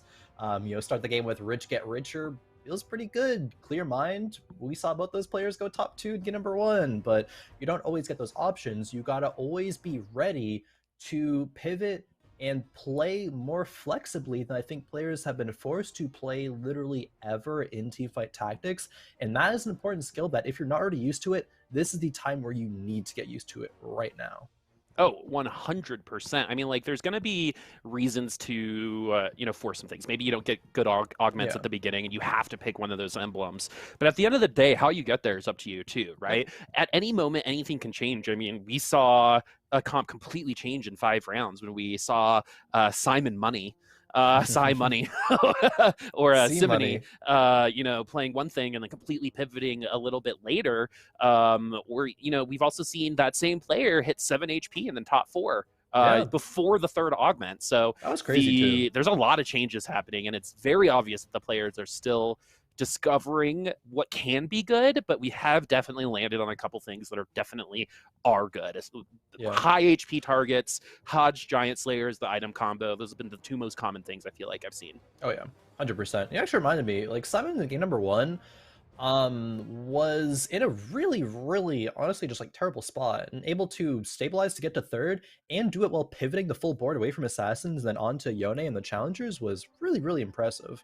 But now we're starting up game number 3 here. Boop, our halfway mark has been reached, and now we get to the crunch time for some of these players. Jive and Thrive, our winner of last game, is currently in the lead of all of today, but it's only a 1-point lead. And it could be overtaken here soon. Trying to relax. Seems like it's more of an act than anything else. I'd be freaking out if I was him right now because of it's close, right? And being in the lead for anything can be a really challenging experience. Again, it's tougher to stay in the lead than take it over, in my opinion. We'll see what happens, especially since 4th place is 3 points away from 1st place. So there's a lot that can happen, as I think this might be the first Camille we've seen today. Actually, on the board. Man. Camille got nerfed recently, but I love running just like a carry Camille throughout stages 2 and 3. You just slam any like AP or defensive items on her, like literally slam whatever on her, and she does work. But yeah, we haven't really seen her that much, unfortunately, until now. Yeah, it's a cool idea. I think it's going to be tough. Whenever a 1-cost unit is too strong, I think that's just scary. Oh my goodness, tier 3. Okay. To start. Enforcer Soul is interesting. Chemtech Soul is probably a bit better and more consistent, and players know how to work around it. Loaded dice, however. Interesting. This early? Yeah, it's probably not good early, but I'm trying to think about, right, if you're going for like a 1-cost like reroll comp, maybe it's actually like kind of worth it. I actually don't know. Like, I haven't seen that scenario enough to know if that's good or not. But we actually go with the Enforcers early. Okay, interesting. It's a free trait, right? It's free CC, and so that would have been really nice against, Jinx potentially, if we were able to land it on her. So we'll see what the Enforcers do. But this kind of does lock us into a couple comps. Sisters might appear here. I believe we can Imperial from here as well. So we'll see where this eventually does go to as we pre-level as well. Yeah, I want to say that I don't think this locks Jive and Thrive into anything. I don't think you're pressured to run the other 2 Enforcers. You can literally run no Enforcers, go whatever comp you want, and just have that quote unquote like just free CC with you the whole game. I don't think I expected Jive to have to pick it though. I kind of, especially with the Warwick already on the field and with the Twitch there on the bench, I kind of expected the Chemtechs to come into play, get a super early 5 Chemtech. Like that's really, really good with Warwick. The items didn't lean towards that, but the route, I suppose, because of the items ended up going is just the more flexible one where you can really still go a lot of different directions. All right, so we're gonna put our scrap onto Ezreal. Oh, nice early one for Ezreal. No damage, but if we didn't have such tanky front line here, my goodness, that might have been a little bit better as we were able to get our attack speed faster. But tier 2 Darius, that's oh, and we got the scrap emblem on over there. So we're gonna. Oh no, that's Innovator. Innovator. Yeah. That is Innovator. So we got the Innovator emblem over there. So we might be seeing a bear here, as we also have now a Darius on our side. Simon got Windfall. Actually, it's the one that I believe you get a bunch of gold. I think that one's Windfall. I could. I mean, there's no other way that Simon could have gotten this much gold. This is literally almost 40 gold on 2 too. And that's a lot. That is a lot. This is, and the concerning thing though is that. I think it's easier. It's obviously easier to win streak from here. A lot of people would take that money and use it. But what we're doing here for Simon, or Money, as I like to say, is lose streaking. And so you can lose streak from here too. There's nothing saying that you have to win streak with all this money. That's true. You're still going to make the money in the same amount of time if you lose streak. So we already lost streaked, and this is actually a pretty good loss. Not bad. Killed 2 units. Still making 30 gold at 2-2. Absolutely crazy. All that interest to start, but again, everyone started with a tier 3 augment, I believe. So there might be someone else in this exact situation. 88 HP, lose streaking. I say we don't do anything. We literally just lost that last round. Tier 1 Ezreal is not going to kill anything. I could come up on the convergence and just hold his hand probably. And so I would attempt to start lose streaking continuously, probably till Krugs. I think actually Simon is honestly like not the weakest. The Darius 2 and Ziggs 2 are honestly like this matchup here is winnable for Simon. Less so because the Ziggs gets hooked in. We'll see what happens with the Darius though, because there's not that much damage that this Darius is going to be. If he gets another ultimate off, no, okay, he doesn't. So maybe another perfect loss for Simon. Ooh. Oh, yeah. Oh, no. That greatest ult was awful. Yeah. Okay, perfect loss. Titans will win out for sure. Perfect loss, like you said. 86 HP and getting to pick potentially first. I think picking first. So we are going to pick first. Oh yeah, the little tacticians, the little legends. You can be the Vi, Jinx, or Echo now. Yeah, and that crazy duck that Egress is using. We had a whole 5-minute conversation about that duck earlier. Yeah, if you guys know what I'm talking about, go look up Honey Buzz Duckbill on PBE. It's nightmare fuel. Absolutely hate it. I love it, but I hate it. To know the design process behind a duck with no eyelids, also in a onesie, carrying a wrench, because it's perfect. Like I love the honey. Like I feel like Vi was a little legend. I might end up looking like that. I wouldn't want to look like that, but I probably would end up being the Honey Buzz Duck. Oh man! And for some reason, that just feels right. Correct? Yeah.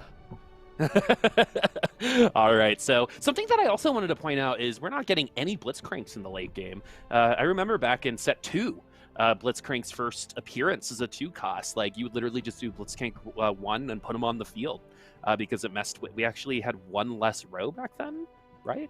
But at the end of the day, not a lot of them at the end of the lobbies because they're just so predictable. At this point, we should just be really good at it. As the Sunfire cape on the Ezreal finds a lot of value. Yeah, him getting hooked there is actually good because of the Sunfire. Survived the whole time. It was kind of nuts. And Chris making use out of this double Thieves Gloves in the early game. Picked up that augment. And yeah, not bad. Let's see. Ysper did have the Innovator Soul, so 2 free Innovators. Only need to play the Heimer to get the value. And wow, that's a Deathblade Slam, actually.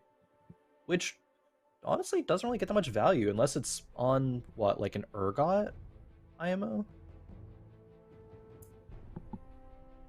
Maybe. Yeah, the Deathblade definitely isn't something that you see like ever.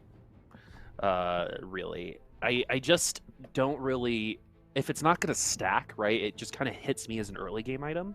Yeah. Because in the late game, what is it gonna offer you, right? It is gonna be a little bit of extra damage, but it doesn't seem like they need it. But I think a Giant Slayer Deathblade IE combo could be pretty gnarly. Giant Slayer Deathblade IE, it would certainly be a lot of damage. Or Hodge. It would be Hodge instead of IE.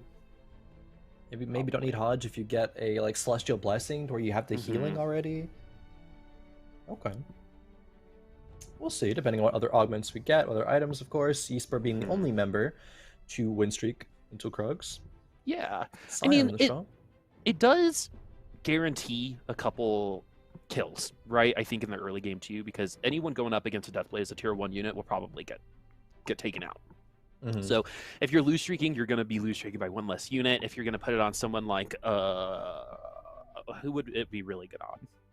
Probably our mercenaries, to be honest with you, to get some of that early gold, especially like with Gangplank and stuff. So that's how I would probably use it most often.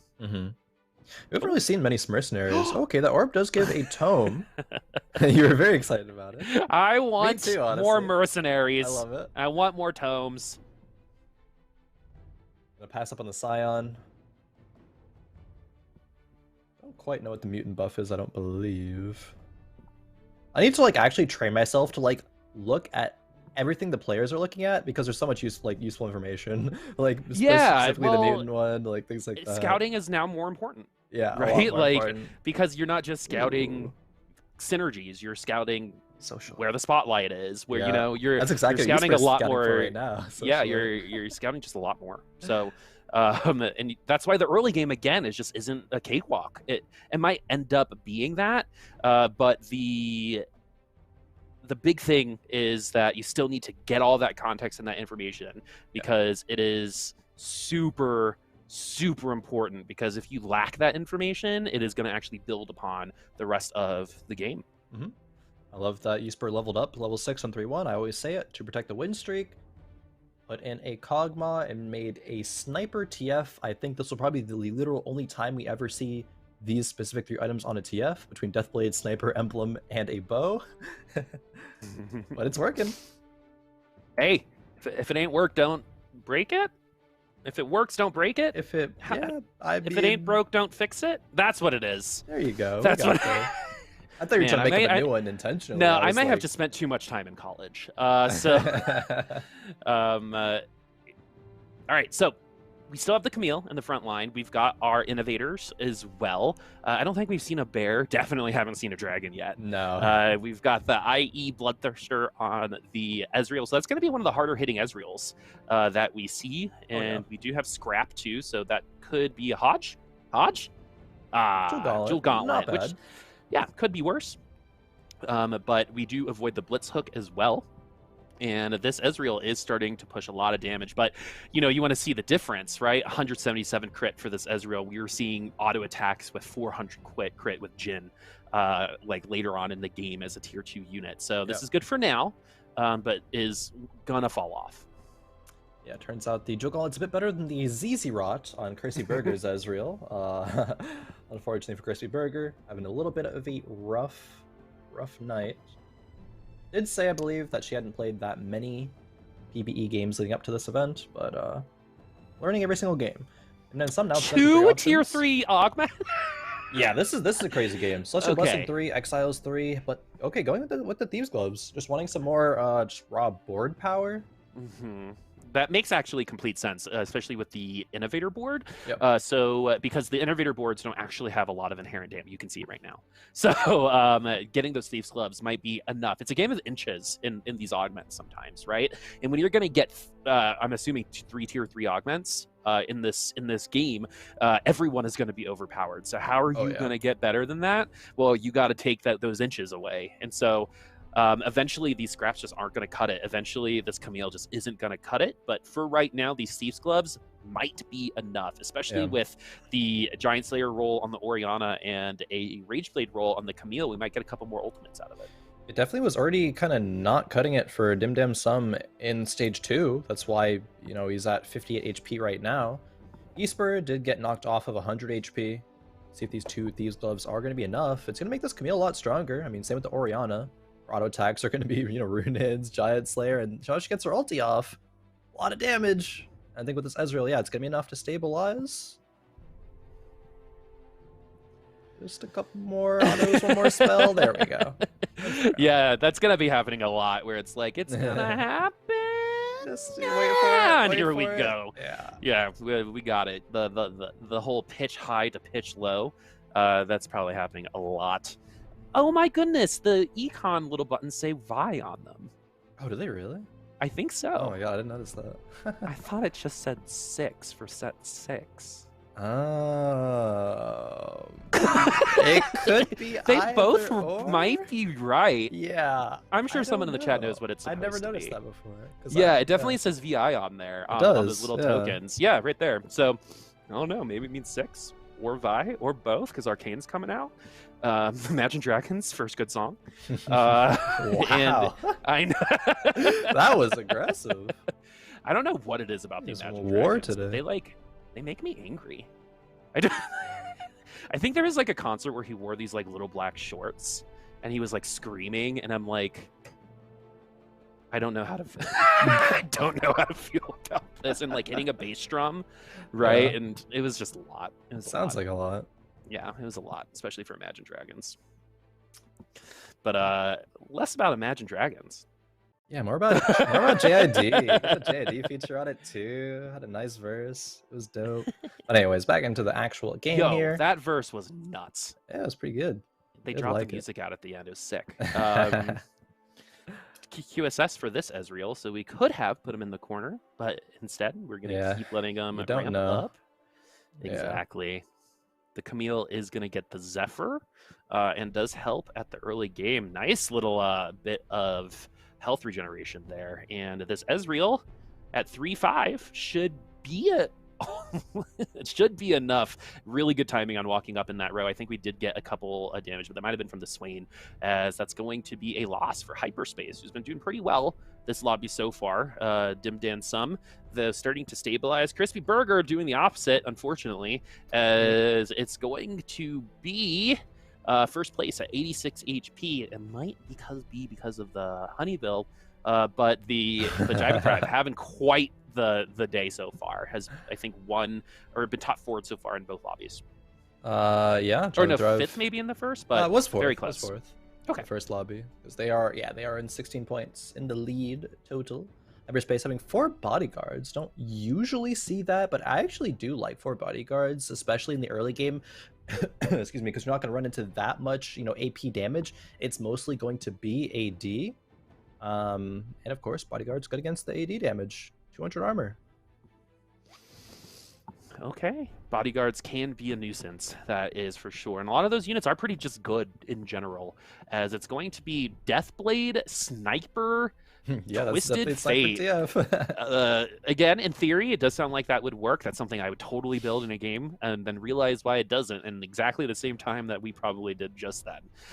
If we get too close, it's just no damage at all. So the Sniper emblem, nice, I think, for a little later on, but we're going to start transitioning. We've got 6 Chemtechs on this board, Here we go. and I think they're going to explode.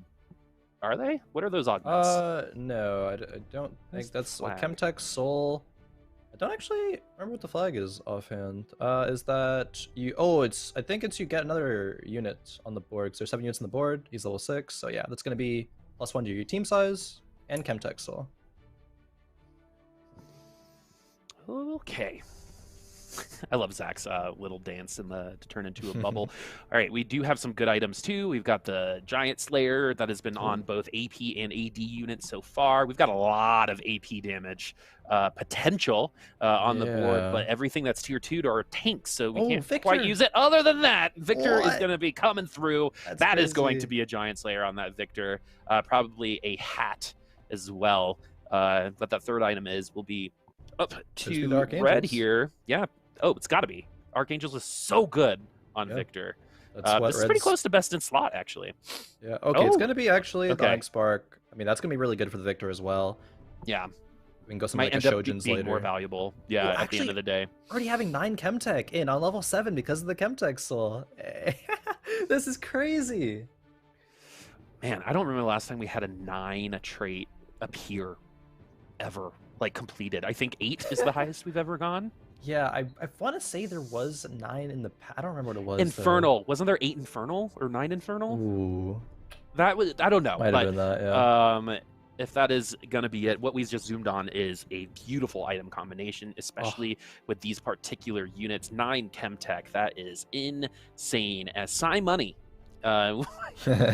will be hanging out with us for a bit. That's a Seraphine for Crispy. So that's actually going to be really nice utility. We haven't seen a single Akali so far today, not in any Syndicates, not in any Assassin builds. But this is going to be Academy here, which is actually usually going to be a Lux build. These are great Lux items. BT dubs, IE Jewel Gauntlet, good on every AP carry. The blue buff is going to help get us to that first one better. I'm a little concerned because of the lack of Archangels, but hopefully the crits are going to compensate for that at tier 2. At tier 1, maybe not.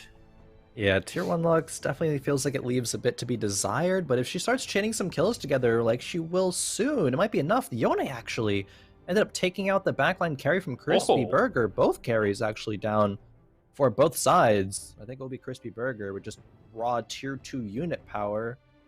Taking it if Jonna can ulti. She can. Can Seraphine ulti? No, okay, it is going to be Simon. Yeah, both Janna's ult at the same time, so it was a net neutral at the end of the day. I'm so excited for this last augment. I'm like, it's coming soon. Couple more rounds. rounds. I'm like fiending. The 2 more rounds feels like it's forever away. How strong are they gonna be? I know. When was the last time we've seen this many people at this high of a level this early on, right? Yeah. So what design-wise, what this means is more people are going to be able to experience tapped power comps, which is going to be great for onboarding people, right? Because I know a lot of beginners don't ever get to this point. Right, where they feel like they're the most powerful, because what they feel a lot of the time is my comp is powerful now, why isn't it later? And I think with augments and stuff like that, it just makes it make sense. But there's so much skill expression that can be said with all of these combinations too, that it's very rare to benefit both beginners and pro players. And I think this set might actually be the one to do it, as we do have tier 2 Lux now, and look at the difference. Yeah, and Arcanist. I don't know if Arcanist was in the last round. It might have been, might not have been, but either way, Lux 2. Big diff. Now we see Simon start to pop off. Crispy Burger. Oh, survives for now. Okay, might be dodging 8th. And some also wins as well, though. So it's wow. Okay, this is the bot 4 players all winning and the top 4 players all losing. And I think that really that's very telling of this lobby and where it's at, Boop, because the bot 4 all pressured to roll it down, stabilize their boards, but the top are all comfortable with just kind of riding out their strong opener as far as they can, and now utilizing their HP as resource, right? And they're all going to meet in the middle eventually, right? This game will naturally put everyone back together.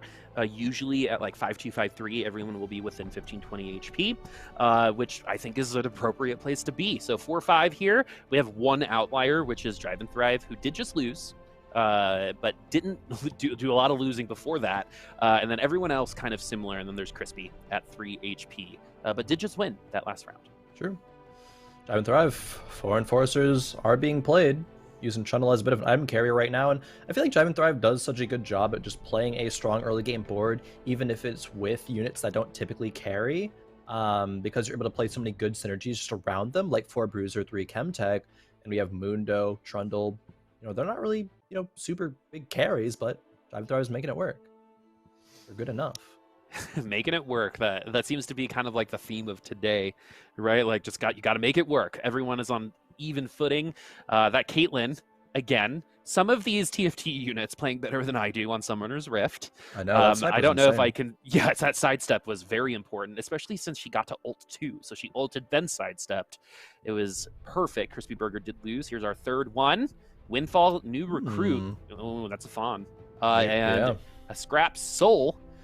So your team counts as having 2 scraps. So yeah, could have 4 scrap. Probably not though. It's probably not going to go there. It's probably new recruit is probably going to have the most value. 30 gold's a lot of gold. could just go to 9 with that and have better shots. Oh, that's true. And we're not at 50. Yeah, we're no, not it's at 50. It's probably new recruit. I wonder actually what the consideration is here, but yeah, new recruit. There we go. Got to maybe put another socialite. Oh no, excuse me, Tarek is already in. Never mind. Just playing another Mundo for now. Dive and Thrive not willing to roll down. Wants to wait until after Raptors. I can't believe we got 3 tier 3 augments. Yeah, this I've is not gotten to play one of these. I love these games. You know, if we get a tier, it should be the code for we're gonna get 3 tier 3s is if the first carousel starts with all spats. Yeah, I think that should be all. See, it all totally says Vi. Crowns. It's Yeah, definitely Vi, I not think so. 6. But I don't feel but it is both. incredibly out of touch. Okay, so nice hook on the Blitzcrank, actually. I wonder if the Deathblade change was because of Blitzcrank, because remember the old play was pull in someone, get a stack on your Deathblade on whoever Blitzcrank That's pulls and stack true. from there. Yeah. So, you know, Another that's factor. something to consider, especially since that was like how you use Deathblade back in the day. But with that change, you still might be able to do the same thing, but not again Ooh. have as much late game presence as we do get our Mundo 2. Yeah, That's one of those big upgrades. Especially because Red just got Mundo 2 the previous round, so a lot of Mundos, in fact, half of them are already out of the pool, regardless of if anybody else, you know, is running Chemtex, which I forget who our Chemtex Soul player was. Might have been B. Chris, might have been We had Red. a 9 though. Chemtecher. Yeah, there was a 9 Chemtech player. There's Hyperspace running a Victor 2. No Chemtex, however. Oh, Golden Ticket. Oh man, that's such a fun augment to have. Oh, lots of items here. Oh Yeah. man, that's rough for the board. So whenever you see first place get that many items out of that last round, like that is unfortunate for everyone else that they were doing this well up until this point. Yeah, with only not even 4 completed items. It was Yeah, yeah, and so Great. that just goes to show how strong 4 Enforcer could be. And remember, we got that Enforcer augment first, so we went that direction and we stayed there. Yep. Probably looking for a Jinx, I would imagine. Jive and Thrive is going to probably make a Rage Blade, and I'll... Oh, actually, I'm not sure. Probably Rage Blade Hodge, but we'll see. There's the Rage Blade. Considering more as they face up against Red. Ooh, man, I think Zach needs a little bit of help. Or unless Zach is meant to die and just explode with the augment.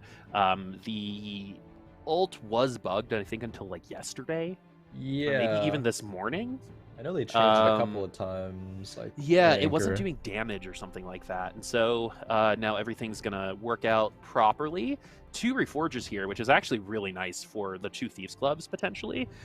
Or whatever we have in the front line of like a Warmogs for Uni. That could switch into something else. We've got 2 Zephyrs as well. So this is going to be some... This is where skill expression really comes into play, is when you have to do a lot before the round, like the 3 seconds of prep before a round. So we'll see if we're going to be able to get both Zephyrs in on time and where they're going to go, because there are some frontliners that need to be Zephyred in this set for sure. Sniper? Ooh. Seraphine there. Interesting. Yeah, Jhin in the backline. Jhin has a Shiv, which obviously isn't a great Jhin item. The other 2 are going to be solid, but not if it gets CC'd by the Yuumi.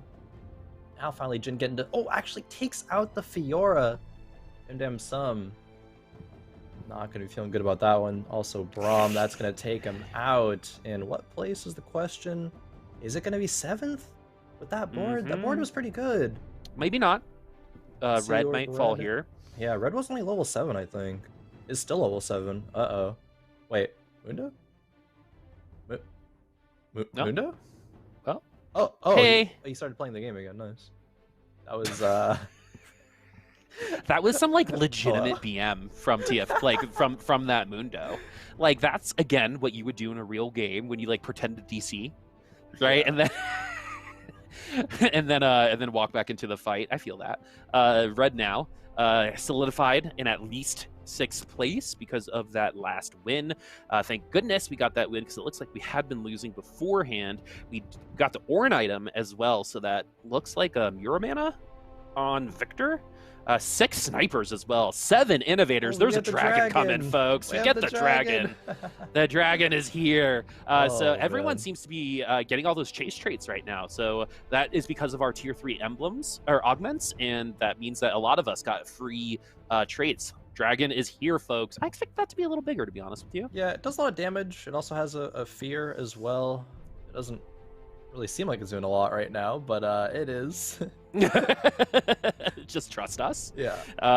It has a lot of health too. Another reason why Giant Slayer is the name of the game. Nice synergy there. Unfortunately, these Chemtechs are kind of crushing it. Yeah, right they're now. perma-regenning, perma-damage reduction because 9 Chemtech leaves on indefinitely. What's the Chemtech's worst enemy? Overtime. Yeah, true. Unfortunately. So if that lasted forever, I actually think Mundo takes that. Unfortunately, they don't. And we lose because of overtime when all the healing gets neutered. Yep.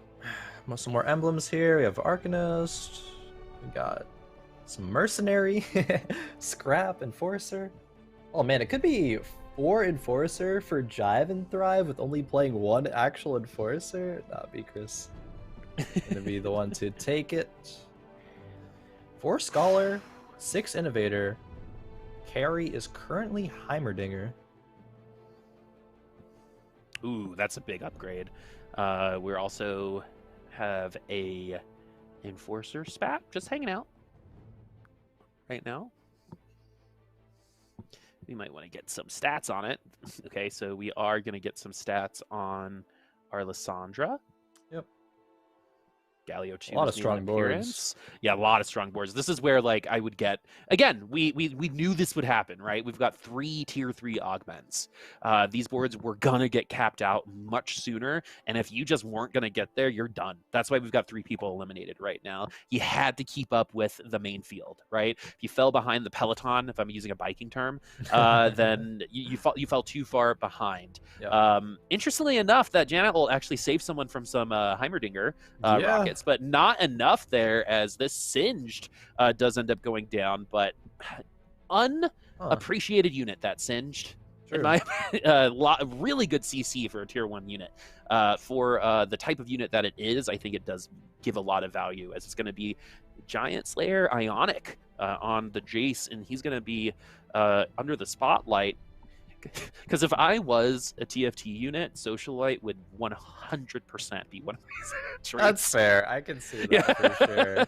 Yeah. Make sure you dress up real nice. Look fire, and then you get the tag. Yeah, I'll get I'll have the Socialite. I'd probably be closer to Tarek. I'd want to be Jace, but I could be closer to Tarek. Jace gonna get Zephyr here in the start of this fight.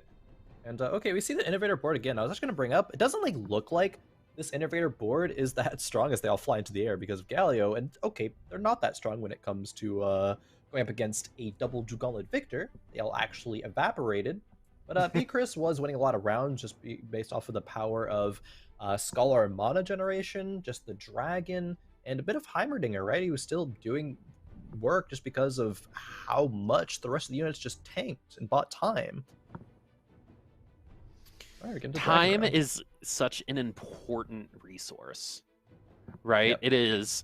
In TFT, time is huge, right? There wasn't enough time for units like Kale in previous sets to do anything other than get 6th, right? So providing time for your units, especially something like Victor, which it feels like he takes a full-on nap before he ults, right? Yeah, you have to make sure you get that time, and having those tanky units in the front line is how you do it. Galio is a very good unit, a lot of CC, and especially with a lot of the support coming around here as well, we're getting closer to a Bill Gates comp at this point in time, especially with that Enchanter. Maybe we just saw Solis's tweet. Yeah, pretty much there. There was 4 legendary units being upgraded.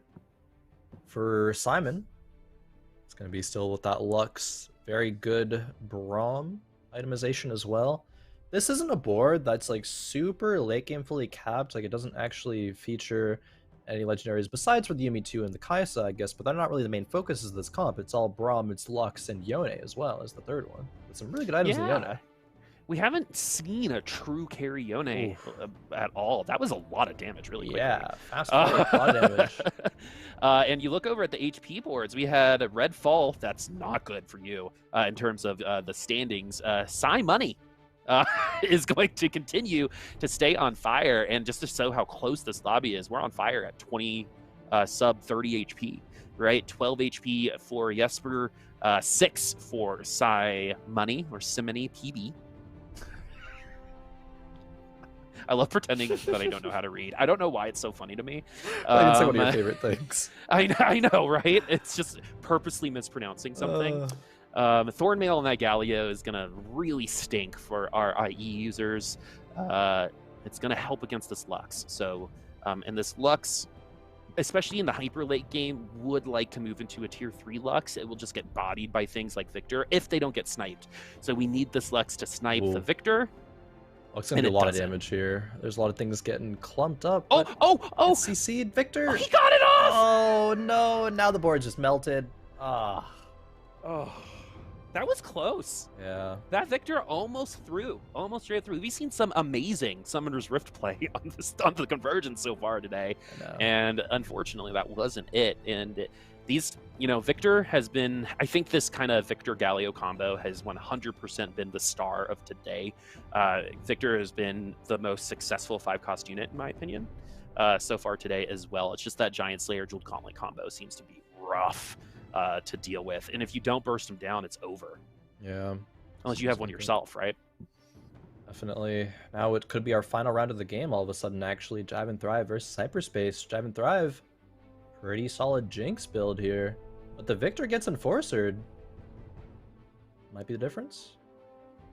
Oh, Jinx gets CC'd. Victor gonna get the cast off. He does! Where the laser's gonna hit? Oh, it's not in time! Oh, dropping Hyperspace to 1. Okay, I love when we get like a 1v1 and there's one more round and we get a carousel round before it. It's like everyone gets like their final, they're getting into battle. It's the last chapter of the game, right? And we finally get to see what peak TFT could look like. This is it for this lobby.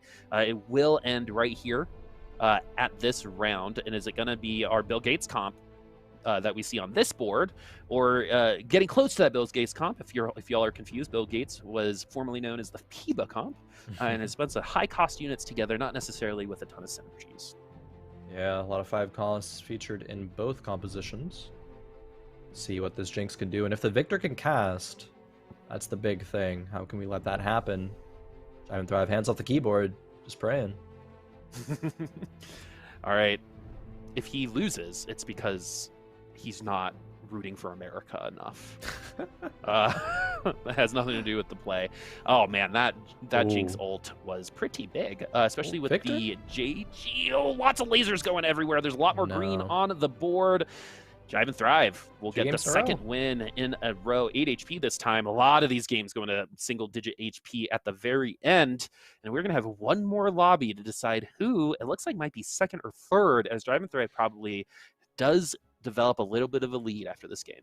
Yeah, that one was pretty decisive for Jive and Thrive. Still needs to, dodge an 8th place in the final game. And I mean, Boop, there are the trends of you're leading all the way up until final game, then you might just drop a bit too soon. But let's go ahead and look at the scores, see exactly where all these players need to place. Jive and Thrive, of course, in first with 26 points. Simon in second with 21. Chris in third with 19. And then when things get a little close here towards the bubble, Red on 17 points, Jesper also on 17, Hyperspace on 13. Fortunate day for Dim Dim Sum and Crispy Burger. Cannot make it into the top 4, but everyone else can. Everyone else sure can. Crispy Burger having a little bit of a rough day. I think she'd probably say the same thing to you. I mean, PBE is PBE, and sometimes you just don't get enough time on it. And it is unfortunate because Crispy was playing, she was tracking really well. Oh yeah, Set 5 play was pretty good. Yeah, was probably going to win the week that she wasn't there, in my opinion. I know. I think so. It was like third, then second. I was waiting for the first place. I was waiting for that week, but maybe in the future, when more Set 6 time is, because Set 6 is really new, right? It's only like a week old at this point. It's we'll see in the future. But for now, it's really just going to be all eyes on Jive and Thrive. And if Jive and Thrive is able to maintain that 5-point lead, if Jive and Thrive have bought 4s, then things can get a little bit spicy. Simon or B Chris, maybe even. No, I think I don't know. It goes to tiebreakers to the point if Red or Ysper wins, and Jive and Thrive goes 8th. So I don't want to mess with tiebreakers right now. Math is hard. But the math that does work is if Jive and Thrive top 4 is we're gonna win. So you just got a top 4. So this is not the time, right, to sell all your units for Jinx. True. This is the time. Like you should have done. You would have just gone 2nd instead of 1st. We would have had a couple more less points, but it would have been fine for the memes, for the lulz. It would have been legendary, especially if he hit. Right? Imagine if he sells the Yumi and hits. And then still wins, just style points, plus still exactly. winning, plus you get the Reddit clip, you know, it's everything you'd ever want and dream for. Exactly, the Reddit clip. That's how you know you made it in the minds of faceless internet people. Yeah. No mercenary play today at all, by the way, which is a little surprising. Disappointed. I know, it's fun. It actually functions very similarly to Fortune, which was voted the most favorite synergy of all time. That's a mercenary. That is a mercenary. We have 2 mercenaries now. We did just pick up another mercenary. So this is the game Jive would play mercenaries, but also not, if that makes sense, right? It's mercenaries, a little risky. You could go to Merc Jail, right? Just like you could go to Fortune Jail. Yeah, it's we are in the same spot with that this time. But if you get mercenaries early, right, and you get a GP as your 3rd mercenary, you're gonna be making a ton of money. So because GP drops money when you take it, so we might see an early level here if we're really committing to it. But we've got weak spot. Thrill of the Hunt is what it's called, and makeshift armor. These aren't tier 3, friends. They probably seem incredibly underwhelming, but this is what is supposed to happen in these games. Is we do have that Alawi 2. Alawi 3. If only.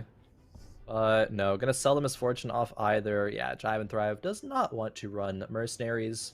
Not really a surprise. Let's see what this next PvE round drops. Maybe an Archangels. Saw a lot of slams of Archangels today so far. So if you're worried about the remake on that item, don't be. It seems to be in a much better place, actually. To be honest with you, it just makes sense to make it time related, especially since a lot of these rounds do end up taking a good amount of time. Yep. And with an Archangels, it takes exactly 8 seconds for Lux to get to her ult, so she'll get 2 stacks of it, which is what we found out a little earlier. We get a sword here, so that can be a Zeke's, a Shojin's, or a Redemption. Most likely nothing of the sort. Yeah, we saw a Redemption slam in game 1, I do remember. And it looks like the hover was, it did, confirmation, did make the Redemption. Simon is going to take the Socialite Heart, and so we see Socialite Hex is in the 3rd row. This is an interesting Hex, I think. You can work around this one. It's a frustrating Hex. I think the 3rd row is probably the least understood row of TFT. I agree. I'd agree with that, I think. Yeah, because again, this 3rd row didn't exist in set 1, right? And I think that when we added it, there's so much space, and so now there's usually the most space in that 3rd row. So how you use it has been very interesting so far. Yeah, it's weird for snipers because snipers obviously want to be as far away as possible, but it's in the 3rd row and running snipers, but twin shots as well, of course. Oh wait, what? Dogma. Passing the friendship test with Caitlyn. That's crazy. Eats the bullet. No problem at all. Again, I was playing an ARAM with my friends the other day, and a Kate tried to ult me, and 3 of them could have stopped it, and none of them did. If I had that Kog'Maw on my team, I would have lived. Oh my god, it almost honestly looked like, because didn't the Kog'Maw needed to, of course his ult just ended, it looked like, I mean in my mind, the Caitlyn just grabbed the Kog and was tank this for me, you need to, I need to be the one to survive this. Exactly. Oh man, Caitlyn must have some blackmail on this Kog'Maw or something. Something like that. Best Kog'Maw skin, by the way, other than Pugmaw. That's a good one. It's adorable. People are consistently not playing around Blitzcrank in the early game. Always getting their carry hooked, it seems like. Obviously, Dim Summon's only level 3, so it's hard to. But, gotta be thinking about the Blitzcrank factor. Some of us are still getting used to it. I know. You know, it's been multiple games in a row where I'm like, oh, Blitzcrank. It only happens once, right? But it happens to you, and it could hurt your mental a little bit later. But putting Blitzcrank in the front row, was the ultimate evolution of Blitzcrank in the past. He kept getting further and further up front. Used to like just hang out in the back corner and pull whoever that was until people started putting tanks back in the day. So we're moving him around a little bit more, especially in these rows. That's a second Blitzcrank in the front row, I believe. We've got B Chris and Dim Dan Sum here potentially picking first on this carousel, but we have 2 upgraded units here and a Quinn with some items. This might be a win. A lot of pairs. Quinn getting hooked. Okay, Carrie getting hooked for the second round in a row from Dim Dim Sum. Maybe they don't want to win. Maybe they want their character to be hooked, so they lose rounds, but it still might be a win regardless, as it looks like it will be versus Drive and Thrive, who is not very strong. A lot of pairs on Dim Dim Sum's bench as well. There's the Singe, there's the Cassidon, and then Zac is a pair as well. Also, they have Chemtech Heart, so we know that Dim Dim Sum is probably going to go for Chemtechs. Unfortunately, all the pairs we did make were not Chemtechs. Yeah. That's like that's the ultimate low roll, is what it feels like, is when you kind of beef your opening augment, especially if it's tier 1 and you just don't use it for a couple of, like, basically this augment has not been used for 3 rounds, right? It just hasn't gotten any value versus other people who maybe are, you know, Crispy Burger's got 3 round wins in a row. And so it's definitely affecting us, but maybe we can start streaking from here. I hate winning or changing my streak on this 3rd round. I don't know, bothers me specifically. Yeah. So we'll see what happens. Whatever we do in the 3rd round is what we want to continue doing going into the PBE round, in my opinion. We'll see if they purchase XP, because not a lot of gold that Dim Dim Sum has to work with right now. Leveling up would be basically saying I'm not going to make 10 gold right now. It's going to be putting us behind a pretty sizable amount. Okay, looks like they're going to remain on level 4. All right, so if we reset our econ, it's not the end of the world. At least we're at 10. And we need to win 3 in a row to get to our econ, but that would bring us to PBE specifically. IE Jewel Gauntlet for the Caitlyn. That is actually a nice little combo. Usually when you see IE Jewel Gauntlet, it's not on people who can use it for their auto attacks as effectively as someone like Caitlyn can. And these snipers, unfortunately, our ult does lock us out, and it's single target. Nice Camille ult. That might have been enough. Kog'Maw. Oh, the shield. That's why Camille's pretty good. As soon as she casts her ability, the shield is already there. As opposed to, say, units like Leona, who, when they cast their ability, it takes a couple seconds for the shield to appear. And Dim Sum might actually continue to win streak until Krugs, with only being level 4. Wait, Crispy Burger's 4 streaking with this board? That's crazy. I mean, okay, I guess it's 3 Chemtech, it's Twitch with blue buff, so we cast a lot. Augment. It's not, yeah, Scrap Augment, so Ezreal gets an item. It's not actually, like, bad, it's just, it's level 4, basically, which is the thing that I was, you know, thinking of. And actually, Crispy Burger is 1 off of Twitch 3. Yes, we have 8 Twitch eye. 8 Twitchies. 8 Twitch. With blue buff. I know. This is probably one of the worst ultimates in the game, is Twitch. But that's on purpose, because if it was good, it would be incredibly overpowered. And it's good in the early game. It just really has a hard time later on. At least it does go through a couple units, but does fall. And this is going to be Tristana versus Blitzcrank. I wonder if our peel is going to end up working out. I don't really feel this. Network cannot do it, unfortunately. Actually close to being a win for Crispy Burger, but not able to make it work out. Another Warwick is pretty good. She's gonna roll for, I mean, okay, next round I would roll to try to hit the Twitch 3, because it's not like you're gonna hit Singe 3 from this point or any other really 1 costs. I wouldn't expect, at least.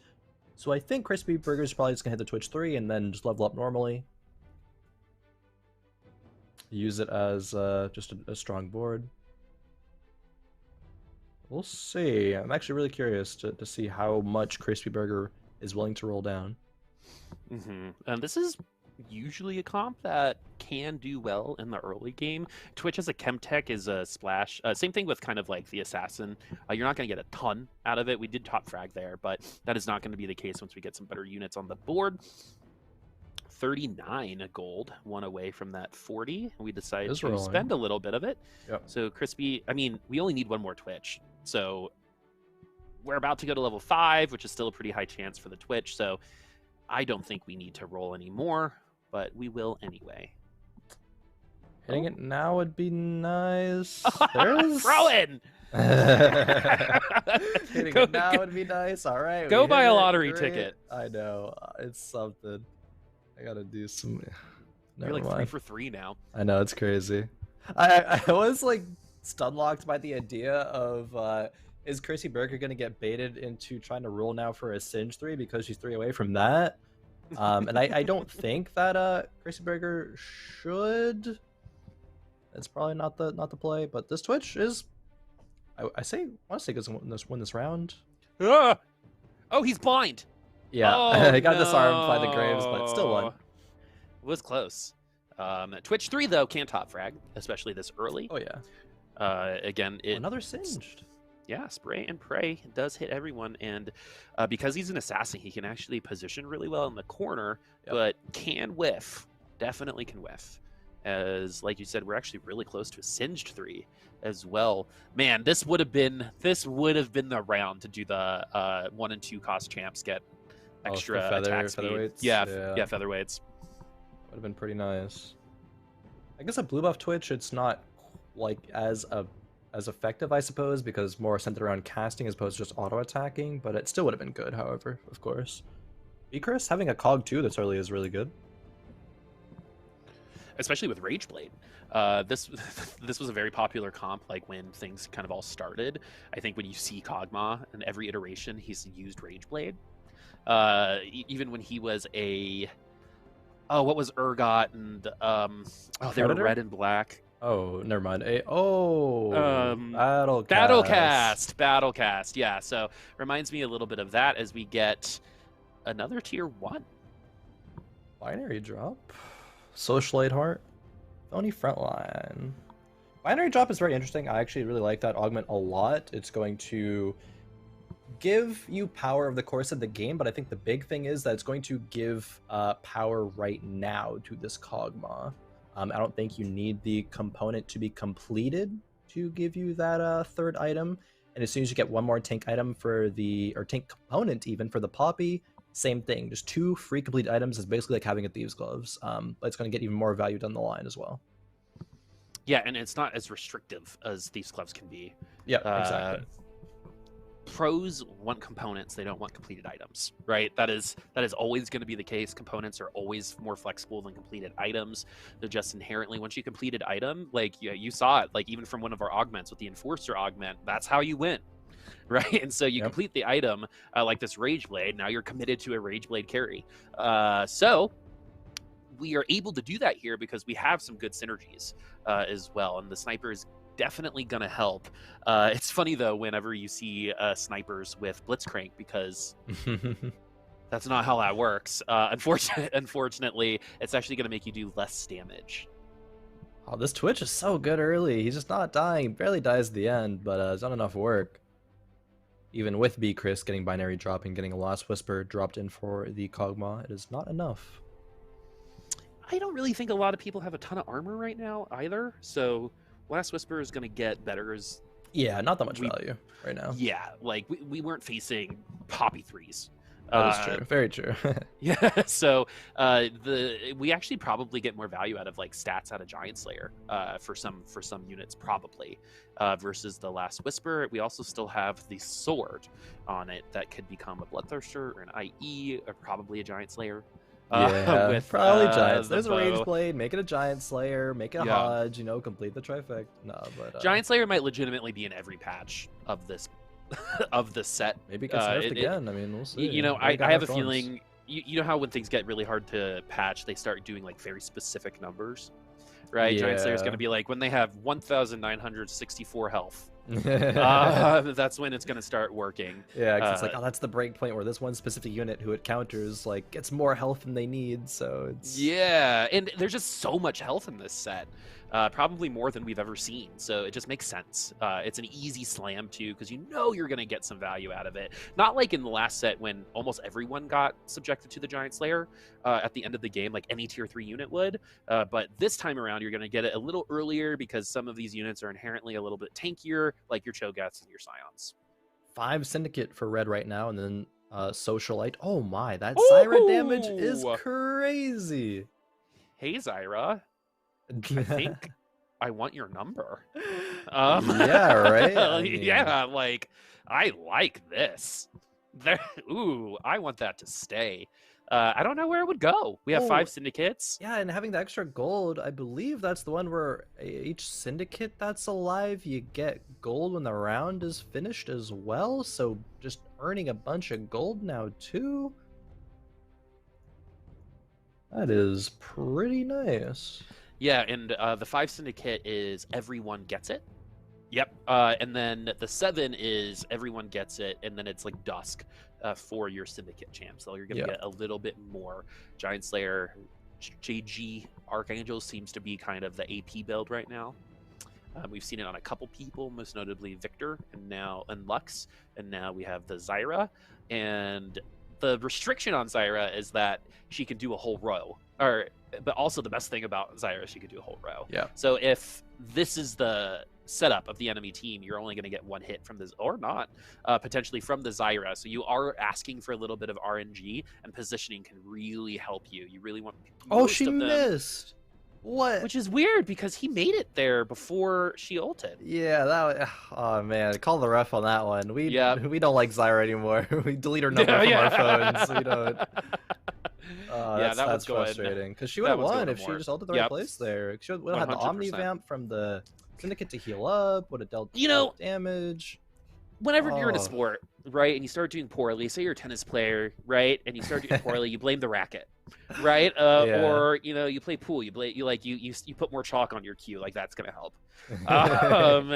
This time though, red literally got kind of I would be a little frustrated at the game right now. Yeah, but we do see the potential of Zyra. That's a lot of damage for a tier 2 cost unit. Tier 3, tier 2. But it's still a lot of damage as we have the Rageblade IE JG for the Caitlyn and the Giant Slayer Runins, which is something that we are seeing more in this lobby than we have for the rest of the day. This is very, very interesting. Not often will we see 4-1 5 offensive components slammed, and I mean, there's only going to be really 1 for the Darius a completed item a bit later. But I mean, I guess you have tier 2 carries between Caitlyn and the Tristana. They're going to be doing okay right now. The question is, what are these items going to become later, or what units are they going to go on later? And Hyperspace is going to get punished right now a little bit by this Zyra. Even though it trolled last round, it's still, good unit.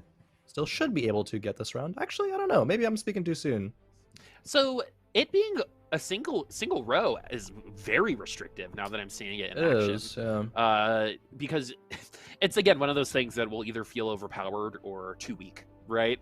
When you get a back row full of snipers, you're going to feel like a monster, right? You're probably going to pop every single one of them. You get, the third row with, your single Cogma that somehow survives, you're going to feel really bad about that. So it is a little bit like old school Ahri, but worse. When it comes to that, it's almost random targeting at that point, outside of the one unit she's targeting in the row. Very true. A few more rounds until we get our last augment of the game. I believe this is Sniper's Nest for Ysper, which means every round Sniper staying in the same spot, you'll be getting plus 10% damage, up to 40% cap. I like this one a lot. Is very, very good with a Jhin. All right, so this Zyra. Yeah, there we go. Yeah, against the back row snipers, you called it, Boop. Yeah, you can go buy a lottery ticket on your own. You're calling this too. There it is. Oh man, satisfying. See, and that's how, in my opinion, what we're witnessing here is good balance, right? Like, if it was so intrusive, or if that hit 2 rows, right, then she would be a 5-cost unit, as we get some free gold as well. I really want to build this Syra after after this game What if because I love you- playing syndicates Yeah. and I like going that direction. So That's a crazy idea. It's like, what if you, hit Zyra 2 and she hits 2 rows, hit Zyra 3, she hits all 4 rows. yeah, right. That'd be Because too that's much, still but like one that'd of be the last remaining kind of I think low hanging fruit sets, which is changing ults Yeah. as time goes on. As wow, that was a quick Tristana 3. Very. Once we kind of picked up the Tristana 2. And we're going to go ahead and put our Orianna. It seems like Orianna is kind of like the Diana of this set. Yeah. We put her in. That's a we use her beautiful for her comparison, ult. I think. Right? We use her for her ult, and it doesn't really matter if she's here with anyone else because of the value. Blitzcrank in the front row this time. Going to hit up Vi. And really, this Orianna ult is shaping up to be pretty gnarly. If there's anyone to ult at that time, there's a lot of Yeah. damage happening. There we go. Ult the front line, ults a few units, CCs them, does damage. Also shields as well. Ori, it's like a better Diana even. Like, but I think it's a really good comparison to make the Diana. You can slot her in very easily. She has CC. She's good. She has better tags than Diana. Has between the Nightbringer Clockwork ult and- like Yeah. synergy in her ult, right with the shield. So yeah, it feels real good, and they're the same cost. One was just an assassin, and this one does it at range. So it's Yep. different positioning. I'm actually thinking about it, and Orianna's such a better Diana because her Enchanter Clockwork tags are so easy to splash in and get value from. She also not Mhm. only CCs and does damage, more damage I think than Diana, but she also shields as well. Like she's everything Diana, was Wanted to and be. so much more. Yeah, and Diana was good. So especially at the end of set 5.5. It's funny because set 5.5 hasn't ended. That's true. Yeah, we're still We're talking playing about it like it's gone. yeah, I mean, exactly. basically, but not really. It's like the other day when we said someone wasn't here and it sounded like they died. It's like, no, they're still here. They just aren't here at fight night. Yeah. Don't worry about it, everybody. As we're going to move some items over to the Kaisa. These are some good 5-cost units, moving a little bit into the Bill Gates type of situation. 3 5-costs on the board. The Rage Blade is going to go on the Kaisa along with the Last Whisper, and we're going to say hello to some friends to start with. But because of our ult, we're fine. Thank you to Yumi. As well. Kaisa, one of the best Yumi carriers to start with. We should get one more ult off, maybe 2, based on nothing because she's dead. Yeah. I was gonna say, I thought I was like just blind for a second. I was like, where are B Chris's items? Like, there's one item on a front line. I believe it's Mundo. There's one item on Urgot, and then just basically one item on the Kaisa. Well, I guess there's the Zephyr on the bench, but even still, okay. Get a Mutant Emblem or Titanic Force. Mutant Emblem would be nice. I think yeah, those are the choices for sure. Is going to be Titanic Force or Experiment Leet. Oh, another Kaisa. Yep. That's not Chemtech. That is Mutant. X-Men. Because the little atom signs look like an X to me. Yeah. So I go X-Men Mutant for Yeah. that spat. Ooh, Ooh, nice Yumi pickup there. too. In the Big. same pack. Yeah, 3 Scholar, don't really need this Heimer in, and yeah, okay, gonna take it out. Favor of another Bruiser? Honestly, probably just play the other Kaisa. That's okay. That's a lot of damage. 2 Kaisas on the board. Yeah. If you can fit it in, but we are gonna keep a 3rd Bruiser on the board instead. Oh, it's as like our the Zephyr holder. Yeah, okay. Yeah, I just like our that. I like Zephyr that holder. actually a lot. Whatever unit you would feed to Tom Kench would probably be a great Zephyr holder as well. True. Oh, and it's actually gonna be perfect positioning to Zephyr the Akali from Red. Love that. The tier 1 Akali. We've got the JG Archangels Giant Slayer here. So Akali is going to ult through. Nope, she's not. Akali might be this Yumi. set's Kale. But what Akali's supposed to do is ult through the largest line of units, and then she'll go back and ult them to execute them after they reach a certain level. Which is why I like Lifesteal or Magic Vamp on her. Like, I really like Hextech or Hodge on her because she's not going to ult that much if she doesn't have it. So, in my opinion, that raw damage obviously wasn't enough. 7 Syndicate for Red.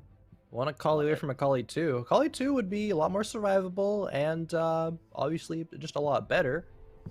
Akali 2s could win lobbies.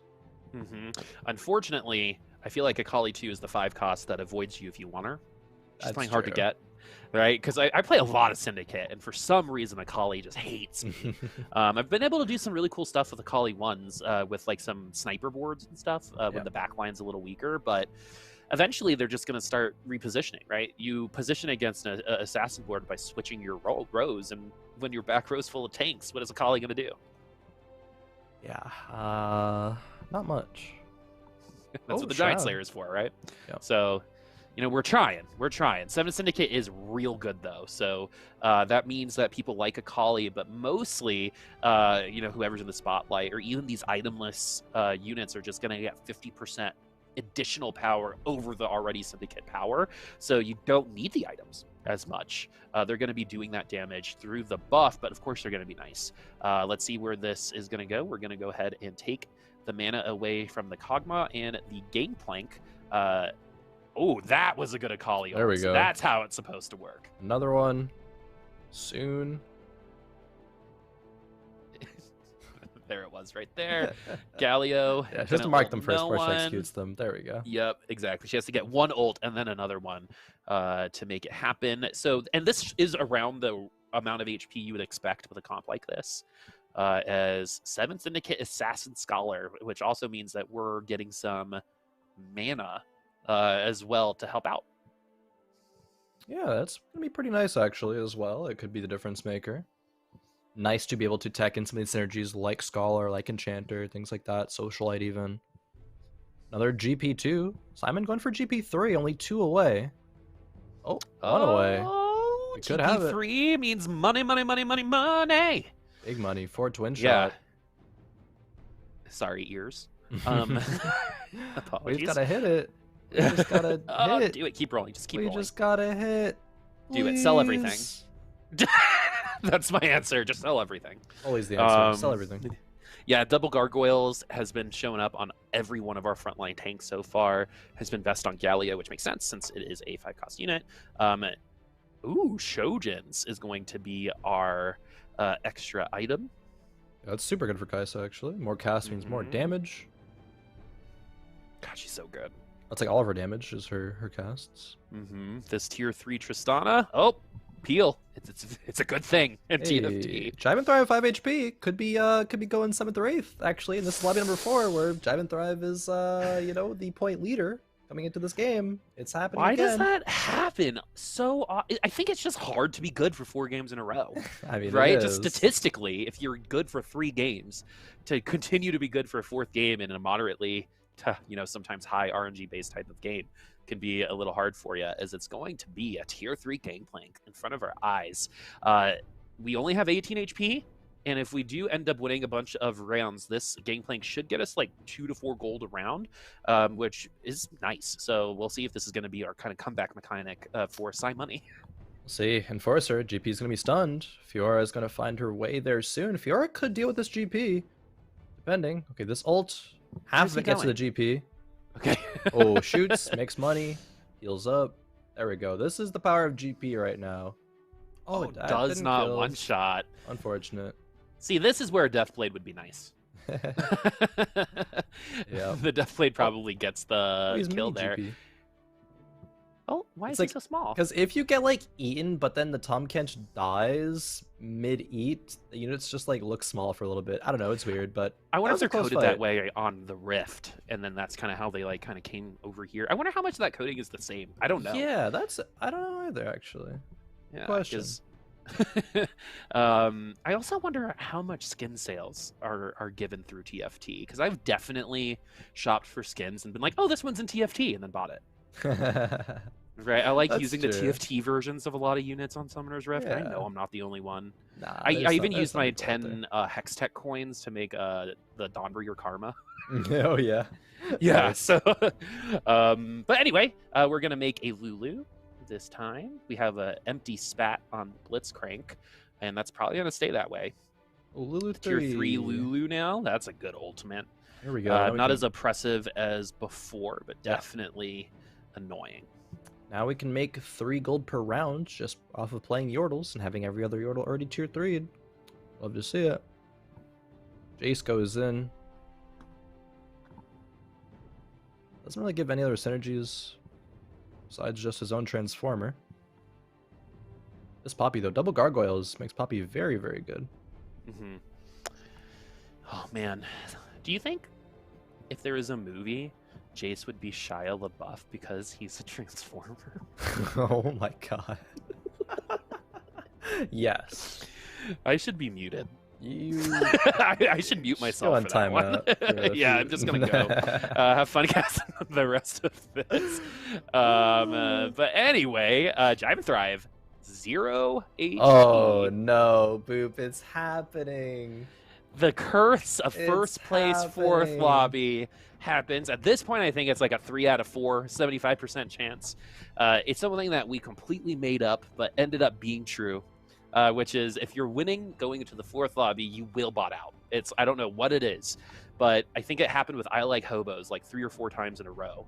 And now we just realize it's kind of a thing that happens. I truly believe it's just because it's hard to top 4 games in a row. That's just tough to do in a game like this, but getting that 8th is going to be rough. It takes him out of potential winning contention. Ziggs got sold. I believe Sox made an argument to leave Ziggs 3 on the bench, so you would continue to make more gold. But it has that remover, but doesn't want to use it right now. Instead, sells the Ziggs, gets the instant value, puts the Banshees on the back line, but it's going to be enough. I mean, this Tristana is executed by the Akali. That's not an Akali 2, Boop, and that is very, very strong. Finally, right? It's finally not hitting people with, a pretty little feather. We're taking some names now. We're part of that syndicate. We're no longer just an intern. Yeah, we're gonna get some gold now, and we're gonna continue developing our lead. I literally have not seen Syndicate 7 lose.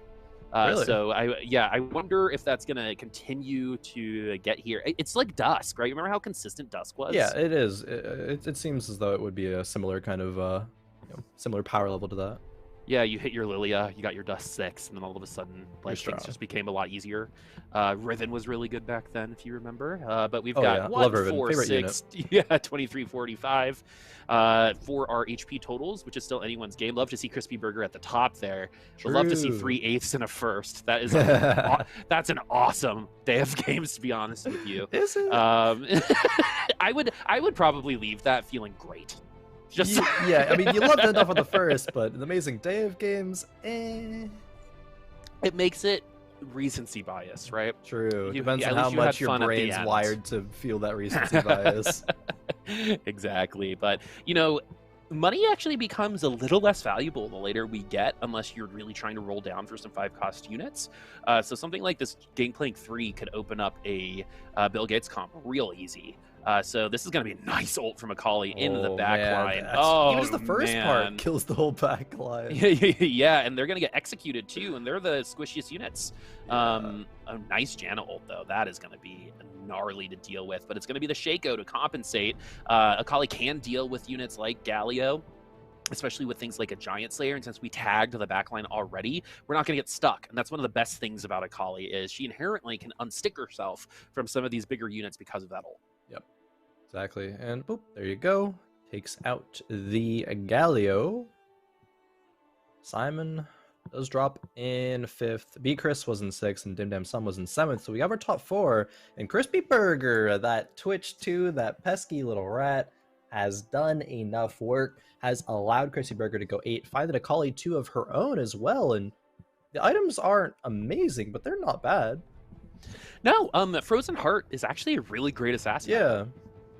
Especially, like, it's one of the best items to put on, like, your assassin emblem carrier, because then you can put, like, a tank back there and just get the backline to stop attacking. But again, Frozen Heart is a way to prevent ultimates from other people, because how do you generate ultimates? By auto-attacking and taking damage. So if you're not auto-attacking as quickly, you're not going to be ulting as much. As the Syndicate comp is going to be going up against Crispy Burger right now, and I might be eating my words about this Twitch, but it's going to be the Akali with the Giant Slayer that seems to be doing a lot better here. There it is. Oh, that's crazy. That Akali was like 1 HP and then healed up because, 7 Syndicate and healed up enough to whereas got the Yuumi shield. It looked like that was a Yuumi shield, at least the Yuumi attach. Got the shield. Executed the rest of Crispy Burger's comp. Very, very close. That fight could go either way, though. So Crispy Burger having enough HP to have that fight happen again, it might very well go her way next time. Yeah, I won a lobby earlier with Protector Akali. Oh, that's Yeah, interesting, actually. That's super exactly. cool. So, yeah, exactly. So it was a protector comp, and I splashed an assassin in, and it was super cool to kind of see her as like a solo unit, Yeah. right? As like a traditional carry like that, not one that's like super flashy. Because the shield was really really nice, and that ult was nice too. Oh, also props to the animation team making the her E, I believe, on Summoner's Rift proc when she hits a wall, which is so cool thematic wise. Yep. So she's not like moving onto the bench on accident, as that's going to be a win for Akali. To this day, still, I have yet to see Syndicate 7 lose. So let's see if it's going to happen. We've rocketed up the leaderboard into second place. We might be able to take the dub, as we did just win the last one. Okay, Zeke's. They both wanted the Bandage's Claw, but it was Red taking that one. Red was a player that was pretty up there in terms of the scores. We've had 17 points leading into this game. I have to see. Won the first lobby. Yeah, they won the first lobby. If they win this, they'll be tied with Drive and Thrab's points. So, ooh, a lot on the line here. Crispy Burger, though, could throw a wrench in people's plans. This happens again. Not only does the first place player maybe fall, but the last place player gets always a top first, twos. or Always top top twos, twos. at least, yeah. Yeah, no matter what. Because there's something that happens, especially for some people, when you're like out of the running and you can just like screw with other people, right? With the weights off, it doesn't matter anymore. Yeah, exactly. There's a certain European I always think of when I think of that. It was a strategy. But yeah, we've got Twitch in the back line now with that Bloodthirster getting some of that health right back up. But is this enough damage? It is too vulnerable to these assassins. And even though we have some similar units, the Akali just too much. Love that item combination as well. It really does seem like build your Giant Slayer and then just kind of see where it goes, because Giant Slayer has appeared in all of our AP and all of our AD comps so far. Yeah. Except for this one. 6 Chemtech. Don't really need 6 Chemtech, however, but maybe Crispy Burger is looking for 7.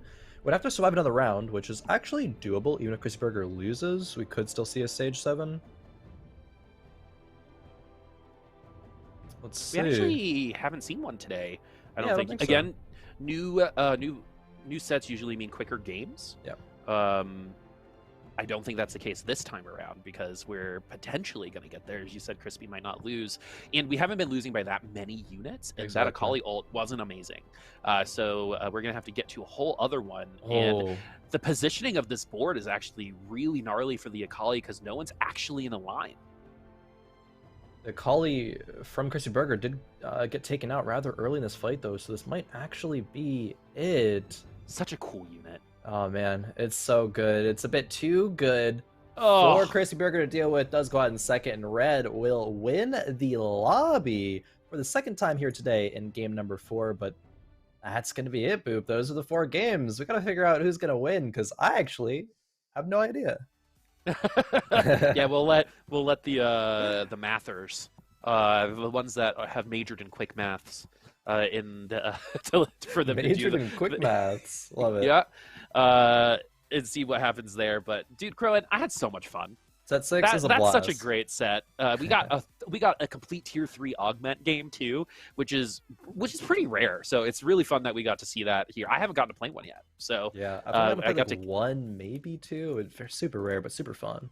Yeah, exactly. And we got to those team comps on that part. If you're gonna watch a VOD of any of those games, I'd probably go with the third lobby, because of the 3 tier 3 augments, because we got to like full power at like 4-1 for some of our boards. So that was nuts. And we got to see so many units actually perform. One of my biggest pet peeves in old sets has always been seeing units that just kind of exist. Right, they're there just to exist, but everyone kind of has a little bit of a place. Like you think of someone like Zach, right? You know, that's going to be very, very helpful in certain situations. Not all of them, but some of them. Yeah, well, the wait is over, Boop. We are going to have our scores available and see who will be this week's victor, and it is going to be Red.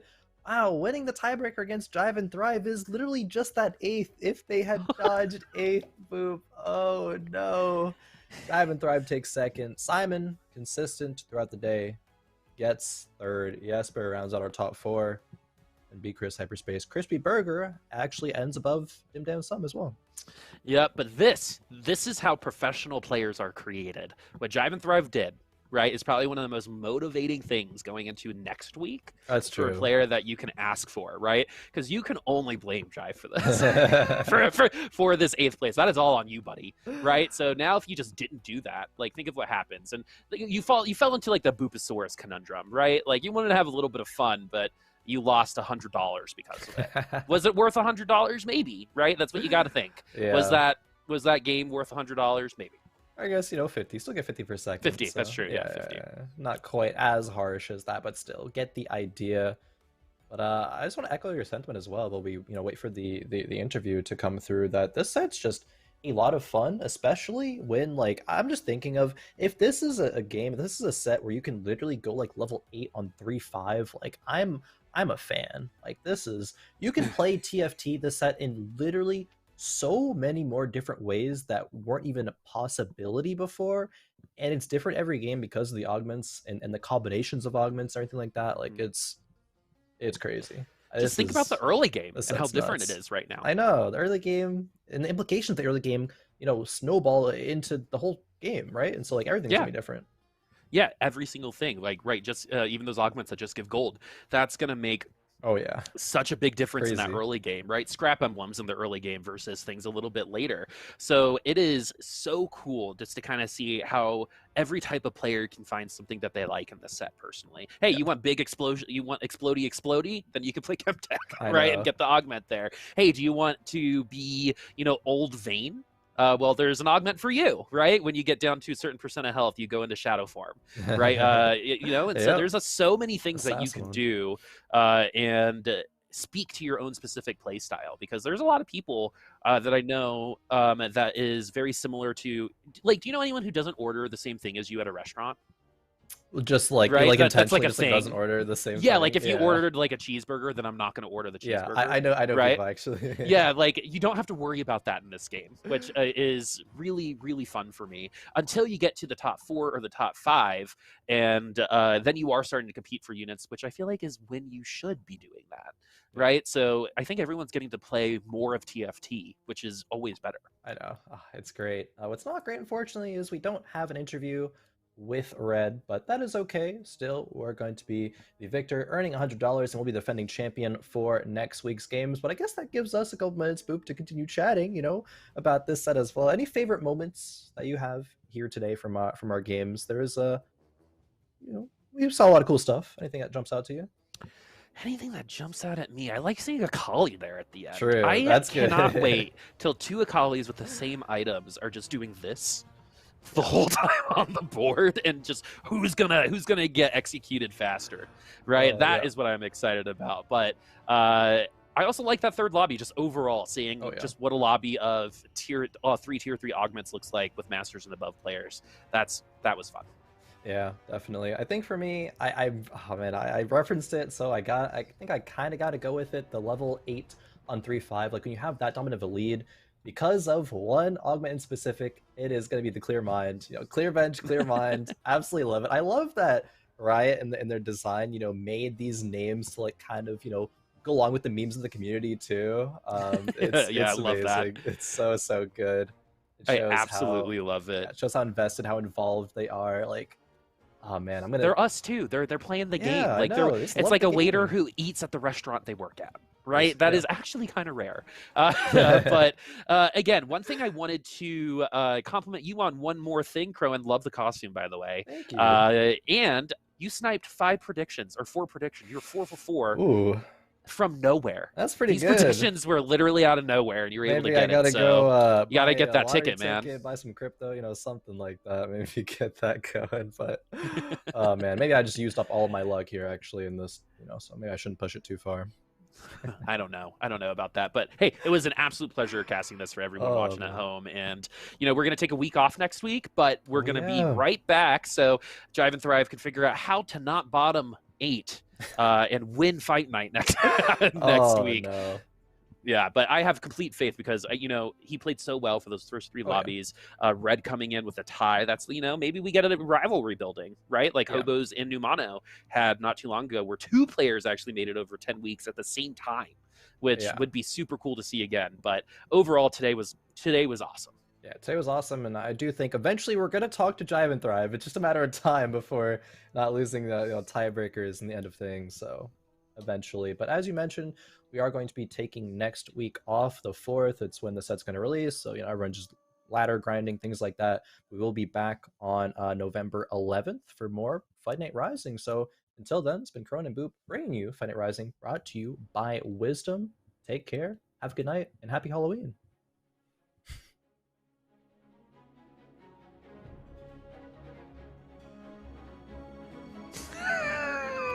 Beautiful.